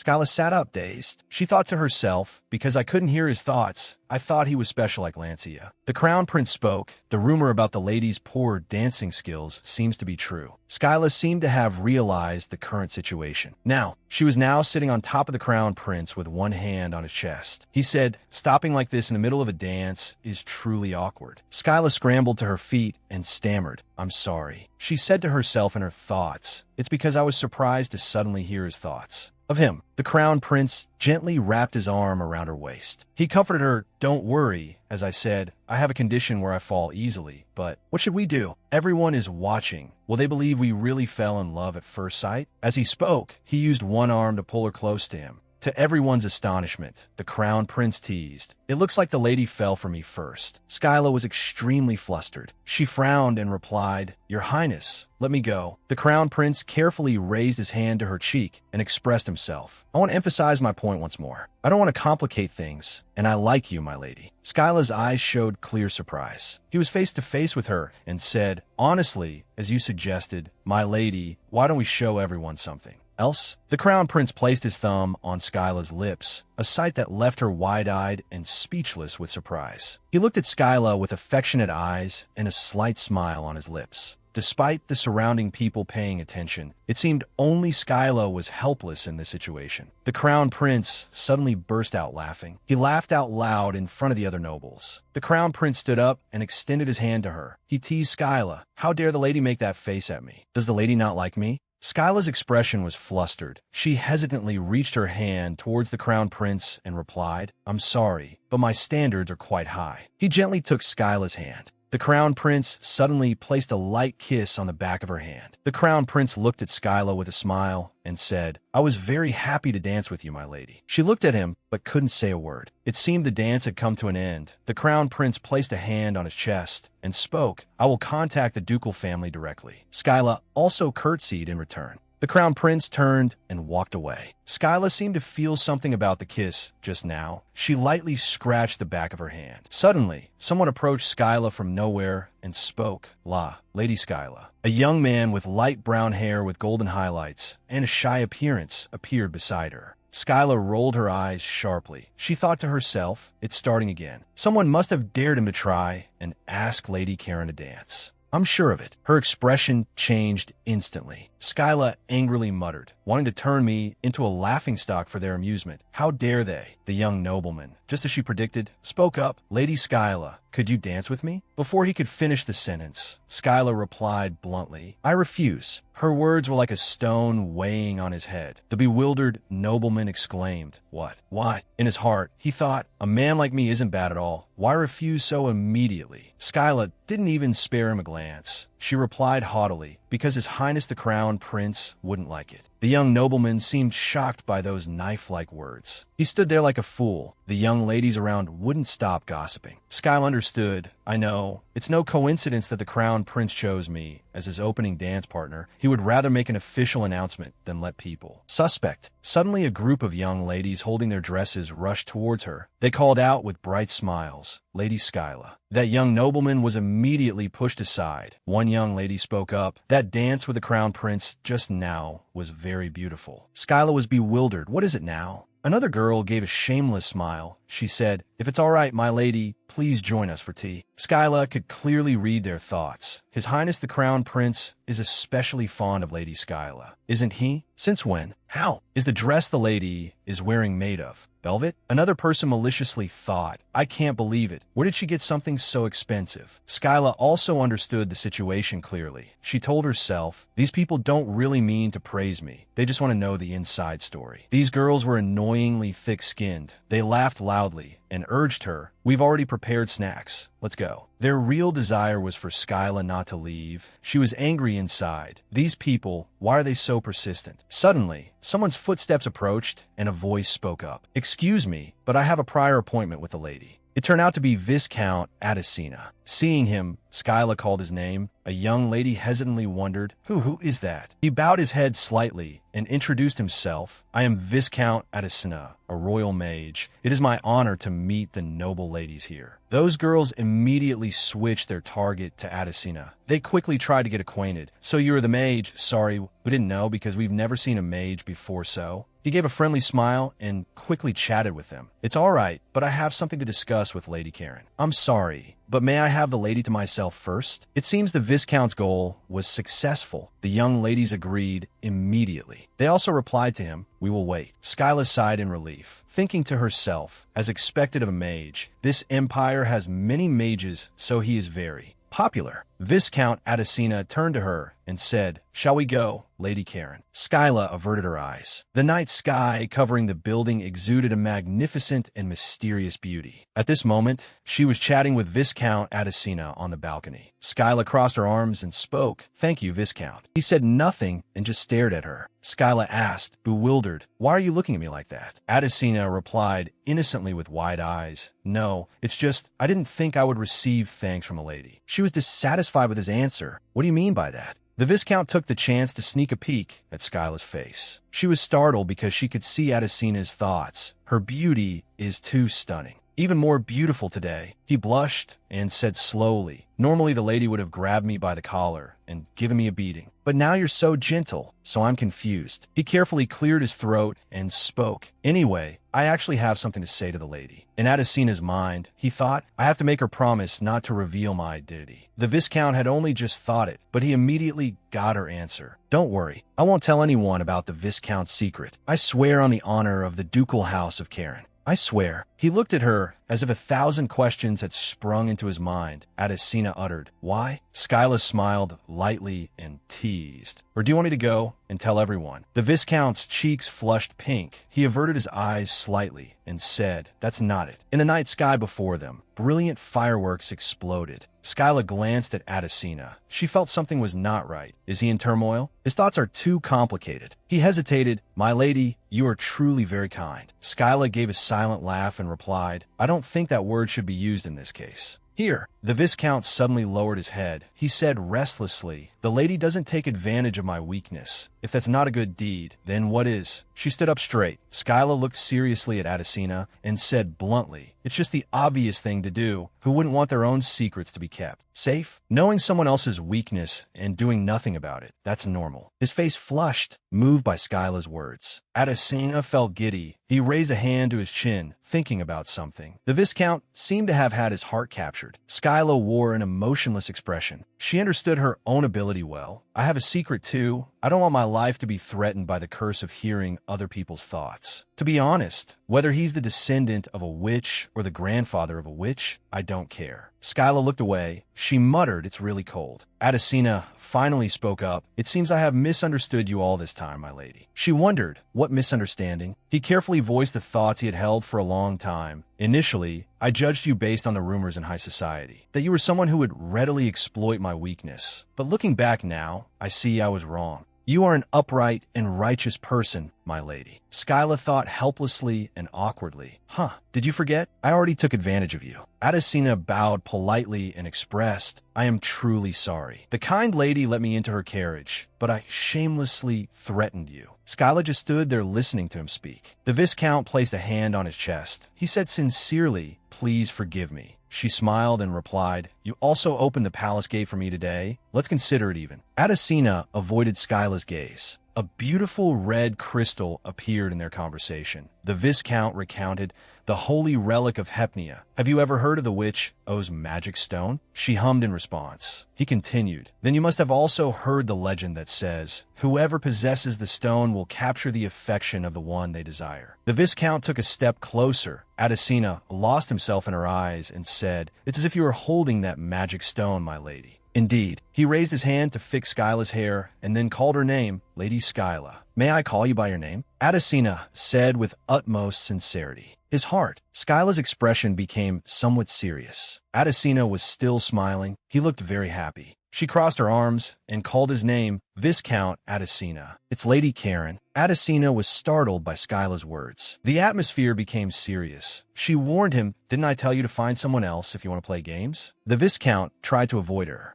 gaze. She suddenly thought, "He's the one who threatened me. There's no way I can feel sincerity from this person." He took a step back. Adesina replied, "Yes, I was rude." Skyla was a little surprised by the Viscount's action. She felt helpless as she imagined her childhood friend. He retreats so quickly. If it were Lancia, I would have to coax him for a long time before he'd give up. Suddenly, Skyla realized something. She looked in the Viscount's orange-gold eyes and told herself, "Now that I look closely, he has a rare eye color in the Empire." The Viscount confidently made a cute gesture with his hand. He smiled with his eyes crinkled. "Does the lady like this face of mine?" Skyla replied helplessly, "It's just the first time I've seen eyes of your color." Adesina smiled happily and flirted. "Is that so? Then you can come closer and take a better look." At them, Skyla blinked, speechless at him. Her inner voice spoke. "So that's how it is, not the type to retreat quickly. Even more persistent than Lancia, someone who doesn't know how to yield." She turned away sharply and said coldly, "If there's nothing more to say, I'll be leaving first." Adesina foolishly said yes. He hurriedly ran after Skyla's footsteps. The Viscount said breathlessly, "Are you going back to the ballroom, my lady? How do you plan to deal with those noble ladies?" She replied coldly, "Goodbye." Adesina arrogantly boasted, "I am a mage. It seems the lady has forgotten. I can send you to my carriage." Hearing that, Skyla paused for a moment. She wasn't shy at all, but instead said, "Then forget the carriage. Just take me back to the Garnet Ducal Mansion." The surprised Viscount just said yes. Skyla, emotionless, glared and questioned him. "What? Is there a problem?" Adesina explained in confusion. "There's strong protection magic in the royal palace. I cannot pass through that magic." She smiled and realized, Lancia did it. Skyla turned away once more. Then I'll be leaving first. The bewildered Viscount tried to hold her back. Wait. His eyes welled up with tears. Adesina whined. I will take you home in a cuter way, my lady. Skyla wasn't very interested. She asked, what? The Viscount immediately cast his magic. He boasted confidently. My lady, watch closely. The magic circle was so bright that Skyla had to close her eyes and raise a hand to shield them. She gradually opened her eyes, and suddenly there was a strange cry. Meow. Skyla was helpless and speechless at what appeared before her eyes. Adesina had turned into a cat with sleek black fur. He kept crying out, meow. She couldn't believe her eyes and wondered, could that be Viscount Adesina? The Viscount wrapped himself around her leg and boasted, what do you think? Transformation is the signature magic of a witch. Even young Master Lancia, a great mage, can't do it, right? Skyla was both helpless and contemptuous of him. Adesina rolled on the floor, acting cute. He thought to himself, maybe the lady will find me cute this way. The Viscount continued, I will turn you into a butterfly to land on my back, my lady. She was utterly contemptuous, Skyla's thoughts said. This is the first time I've met someone with no self-respect like him. She looked away, dejected, and decided, I'll walk. The Viscount's eyes glistened with tears again. He whined. What? Why? Skyla replied coldly. Because I don't see the need to do that. The Viscount's jaw dropped in surprise. With tears in his eyes, he approached and patted her with his cat paw, reproaching. Seeing such an adorable cat, how can you still be so cold, my lady? You're a wooden statue,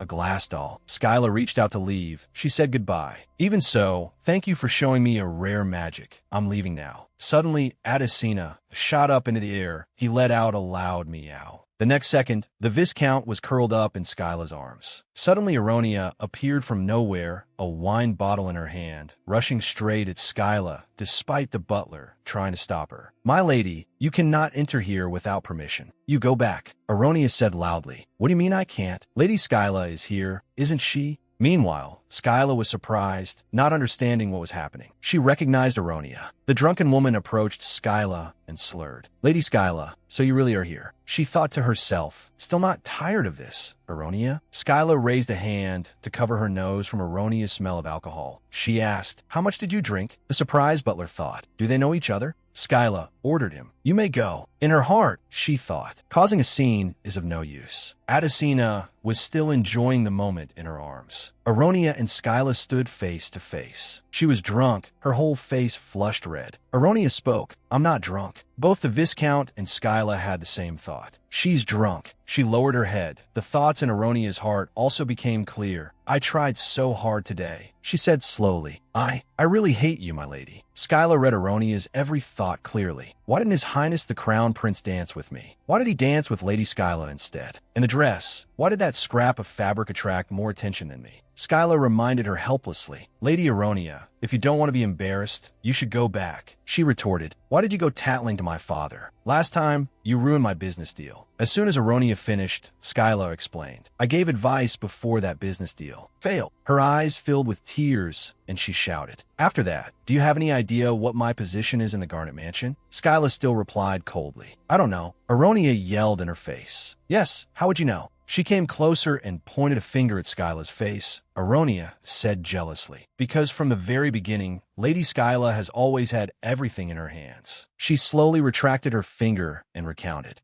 Me, I'm actually not the legitimate daughter of a Garnet descendant, but an illegitimate child. My biological mother was a maid in the Marquis's mansion. Skyla just hummed along with the story. She recalled her past when she was little. The Marchioness Garnet held no ill will towards me, but my mother assassinated the Marchioness, and after the Marchioness died, my father reluctantly adopted me. Her face was tear-streaked. My half-siblings treat me like trash. Even the Marquis, who was on my side, locked me in the attic because of the spice business incident. I thought that if His Highness the Crown Prince took notice of me, my living situation would improve. Skyla called her name. Aronia. Aronia raised a finger to wipe away her tears. She said, Humph, are you going to apologize to me? No need. Skyla was blunt. Apologize? Why should I apologize to you, my lady? She said directly. The two girls stood silently facing each other. Aronia's face fell, and she stepped back in panic. Yes, Skyla added. Yes, your circumstances are pitiful, my lady, but why do that to me? She was extremely skeptical. Because your circumstances are not good, you're allowed to steal someone else's ball invitation? Hearing this accusation, Aronia became frightened and stammered. That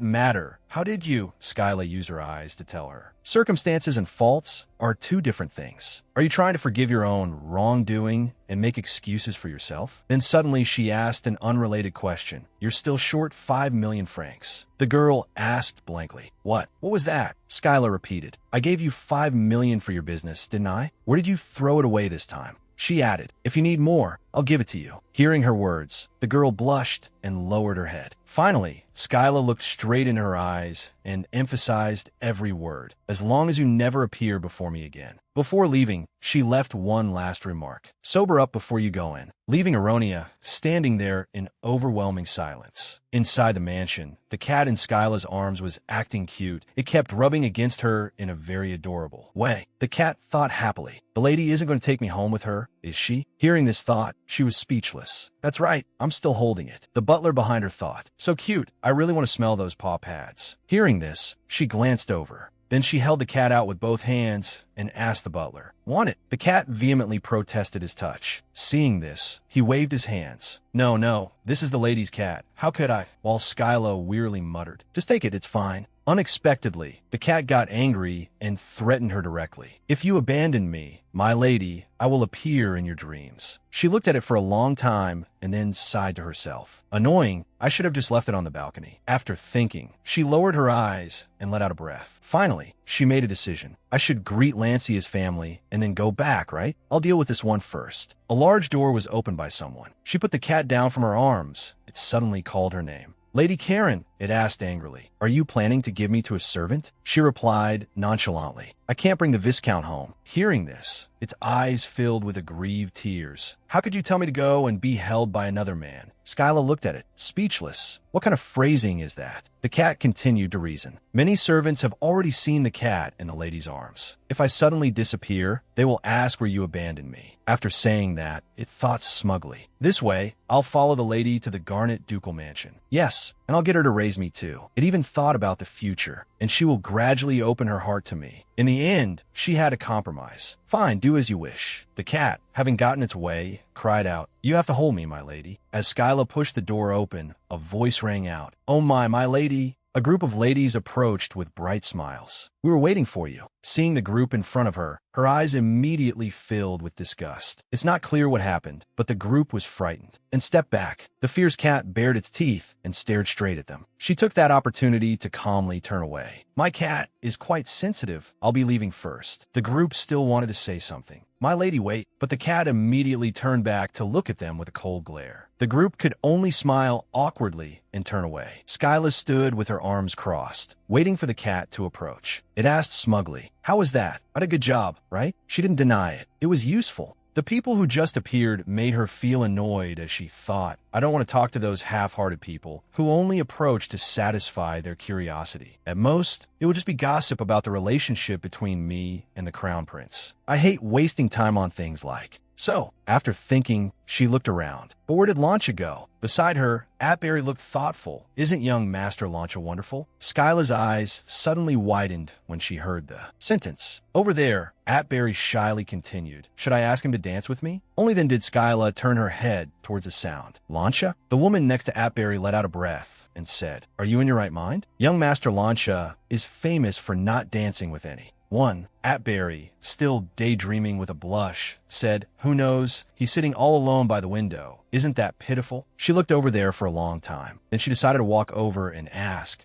her where she last saw Lancia. Unexpectedly, she overheard her complaints. Lady Skyla is also too much. All this time, she has been toying with young Master Lancia like that. She also said, now she's switching to His Highness the Crown Prince. Skyla froze after hearing this. Atberry continued, Lady Skyla's character is not good either. The person next to her turned pale and looked to the side. She continued, young Master Lancia has been hurt so much, while the girl beside her tremblingly called, Atberry, Atberry. Unaware of her presence, she continued nonchalantly, only I can heal young Master Lancia's wounds. Skyla couldn't help but mock. If you want to find a man to heal wounds, why don't you serve at hospital, my lady? Only then did she turn around, and upon seeing her, was too horrified to speak. speak. La lady. She bowed her head and admitted her fault. I'm sorry. I didn't know you were here, lady, so I made a mistake. Skyla sternly cut her off. Even if I were not here, you are not allowed to speak nonsense, my lady. In her heart, she thought, I've seen a glimpse of how high society perceives me and Launcha. The story they understand is that I am a heartless villainess, and young Master Launcha is suffering from love. She was extremely frustrated, thinking, from the very beginning, I was the one who was rejected. After thinking, she asked, where did you see Launcha, my lady? Atberry stammered, yes. She replied, tremblingly, I heard the young lady say he was sitting by the window. Skyla gave a smile that hit a dagger. While I'm still speaking nicely, can you leave me there? Atberry could only respond in fear, yes. Suddenly, Skyla noticed something. Launcha was sitting forlornly by the window. She thought to herself, he looks so lonely. She bowed her head and wondered, is it because of me?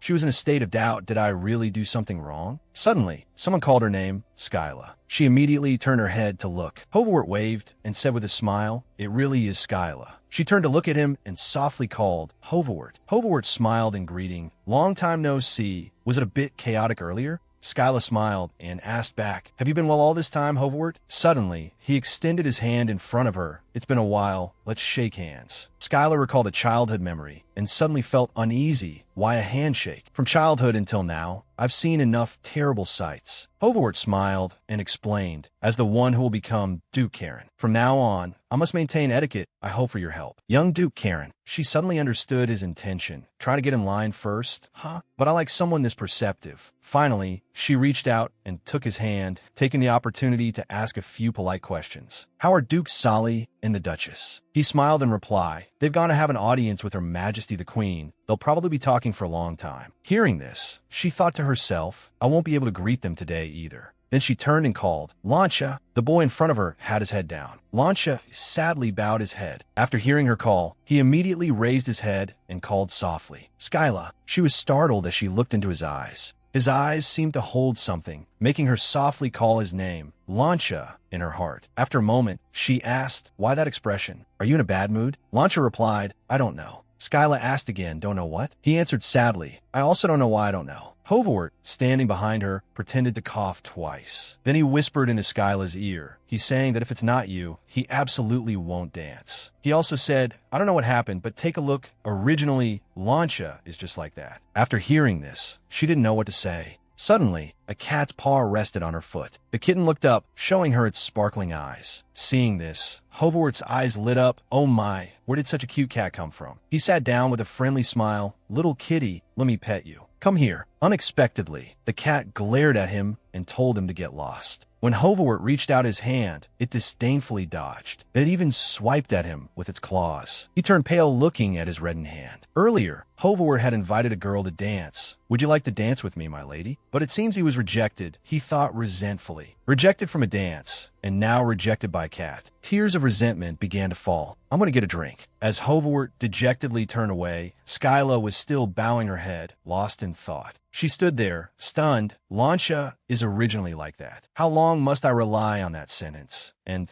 patiently overlook Launcha's foolish behaviors? I've already tried my best. Suddenly, Launcha called out, Skyla. He asked pitifully, dance with me. Skyla asked, dumbfounded, why all of a sudden? He answered, you danced with His Highness the Crown Prince earlier. He added, so, this time can you dance with me? She stared at him blankly. Then she absent-mindedly glanced down. Launcha called again, Skyla, and she reached out to take his hand. Let's go home. He asked, dumbfounded, go home now? She pulled him forcefully with a tense face and replied, yes, your hand is as cold as ice. At this rate, you'll catch a cold. Launcha froze. He wondered, you're not dancing? She turned her back and answered decisively, no. He bowed his head again at this answer. Then he sadly wondered to himself, what did I do wrong? He added, was it because I insisted on following you to the tea party at Marquis Garnet's mansion? Or because I hid in the carriage? Did I avoid your gaze or what? Skyla sternly denied it. It's none of those. Launcha pressed, then why? She placed her hand on her chest.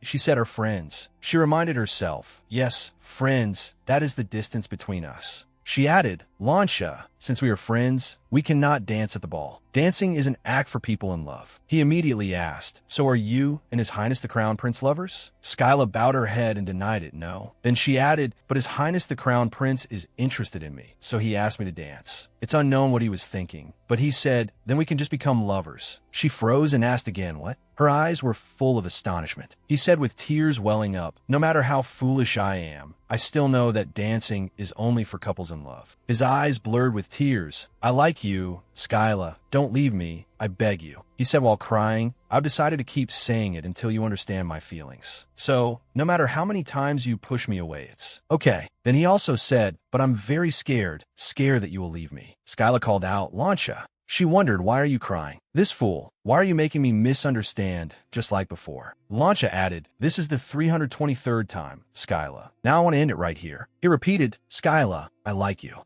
He pleaded humbly, but when I think about having to keep waiting like this, my heart hurts so much. So, it's okay if you just like me a little, can you? She thought to herself, I was going to reject him like always, because Launcha has no idea what his own words mean. She bit her lips softly, then bowed her head and called Launcha. She was extremely sad. Now, I'm not as easily fooled as before, but the emotions I've suppressed all these years, I can't hold them back much longer. She wondered, why do you always talk as if you really like me? Skyla stood facing Launcha. Launcha asked in surprise, what? Skyla spoke up, do you like me? Hearing this, Launcha's expression instantly stiffened. Skyla was still waiting for an answer. Launcha's lips trembled as if he wanted to say something, but Skyla stopped him. Skyla said, you still don't know what you're saying, do you? But now I understand. Only I was mistaken about your feelings. Only I liked you, unrequitedly for so long. Skyla shed tears. Actually, you're not bad at all. I know. At this point, Skyla suddenly remembered the words. Lady Skyla, for the one you love, are you willing to cast aside your own love? At times like this, she thought of his words. Launcha is a great mage who must live his whole life under the influence of magic and emotions. But you're telling me I have to teach you about this pain. Thinking so, Skyla spoke up. Launcha, I can't like you. Skyla's heart couldn't help but ache. If I do this and you break down, what should I do? Launcha lowered his head, trying to force out each word. Then what must I do? What do I have to do for you to like me just a little? Skyla's heart was in turmoil. It's okay if you don't understand me, because your safety is the top priority. Skyla had no choice but to lie. Don't like me anymore. Launcha replied sadly.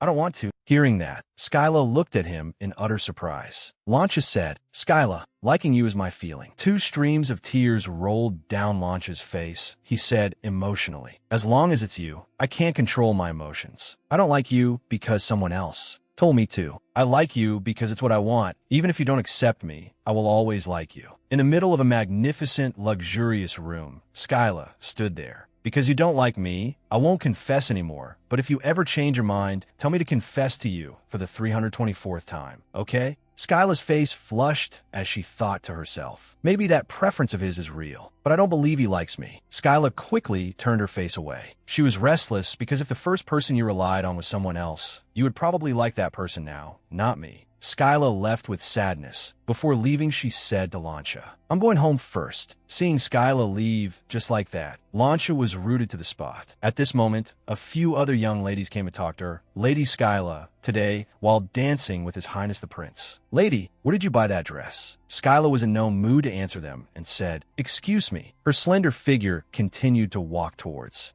the front. The Crown Prince approached and called her name. Lady Skyla. Skyla quickly turned around and replied respectfully, Your Highness the Crown Prince. The Crown Prince replied politely, Call me Rian. Skyla refused. No, there's no need. The Crown Prince answered, It seems you have misunderstood something, lady. Calling me that is not a suggestion, but a command. Skyla was furious at this moment, but had to appear calm on the outside. The Crown Prince asked in confusion, The atmosphere has just started to liven up and you already want to leave, lady? Skyla replied indifferently, Because I'm not feeling well, I have to leave early. The Crown Prince sighed worriedly. I was about to say that your complexion doesn't look very good. Skyla thought to herself, Is he worrying about his future fiancée? The Crown Prince suggested, Among the royal mages, there is one who is very skilled in healing magic. Tomorrow I will send that person to the Duke's mansion. Because you are very important to me, lady. Hearing that, Skyla was also a little moved. Thank you, Your Highness. The crown prince's deep eyes stared intently at Skyla. He speculated, the lady has a bad friend, doesn't she? Skyla was suspicious. What does your highness mean? The crown prince replied, the meaning is literal. He leaned down and said, if it were me, I would have cherished my friend more. So, Skyla was bewildered. What is he talking about? Is he annoyed about what happened earlier? Then the crown prince extended his hand and said, I will escort you to the carriage, lady. The two left hand in hand. Skyla turned to look back and thought to herself, is Lancia watching too? I've hurt Lancia so much. Is he still paying attention? Outside, the sky had darkened and sparkling stars shone in the sky. The crown prince spoke. Where did this cat come from? Skyla was extremely surprised. Skyla guessed, could be Duke Adesina. Follow me all the way here? Viscount Adesina was at this moment lying on the ground sulking. Take me with you too, lady. Skyla glanced coldly, then turned to the crown prince and said, I don't know, it probably hid somewhere, and just crawled out. Hearing this, the crown prince went along with her and ordered his attendant. Deal with it. Viscount Adesina screamed. No, I will resent you. The crown prince had escorted Skyla to the carriage. This made everyone very curious. Why did she rush in with young Master Lancia and then come out with another man? An idea struck Fabrice. Could it be that the young lady has really become the crown princess? Seeing the scene of the crown prince kissing Skyla's hand, Fabrice became even more certain. Indeed, it looks very much like it. The crown prince smiled brightly. Thank you for dancing with me today. We will meet again soon. Sitting in the carriage, Skyla sighed in relief, while Fabrice nervously glanced at her. Skyla was worried. Everything was proceeding as she wanted,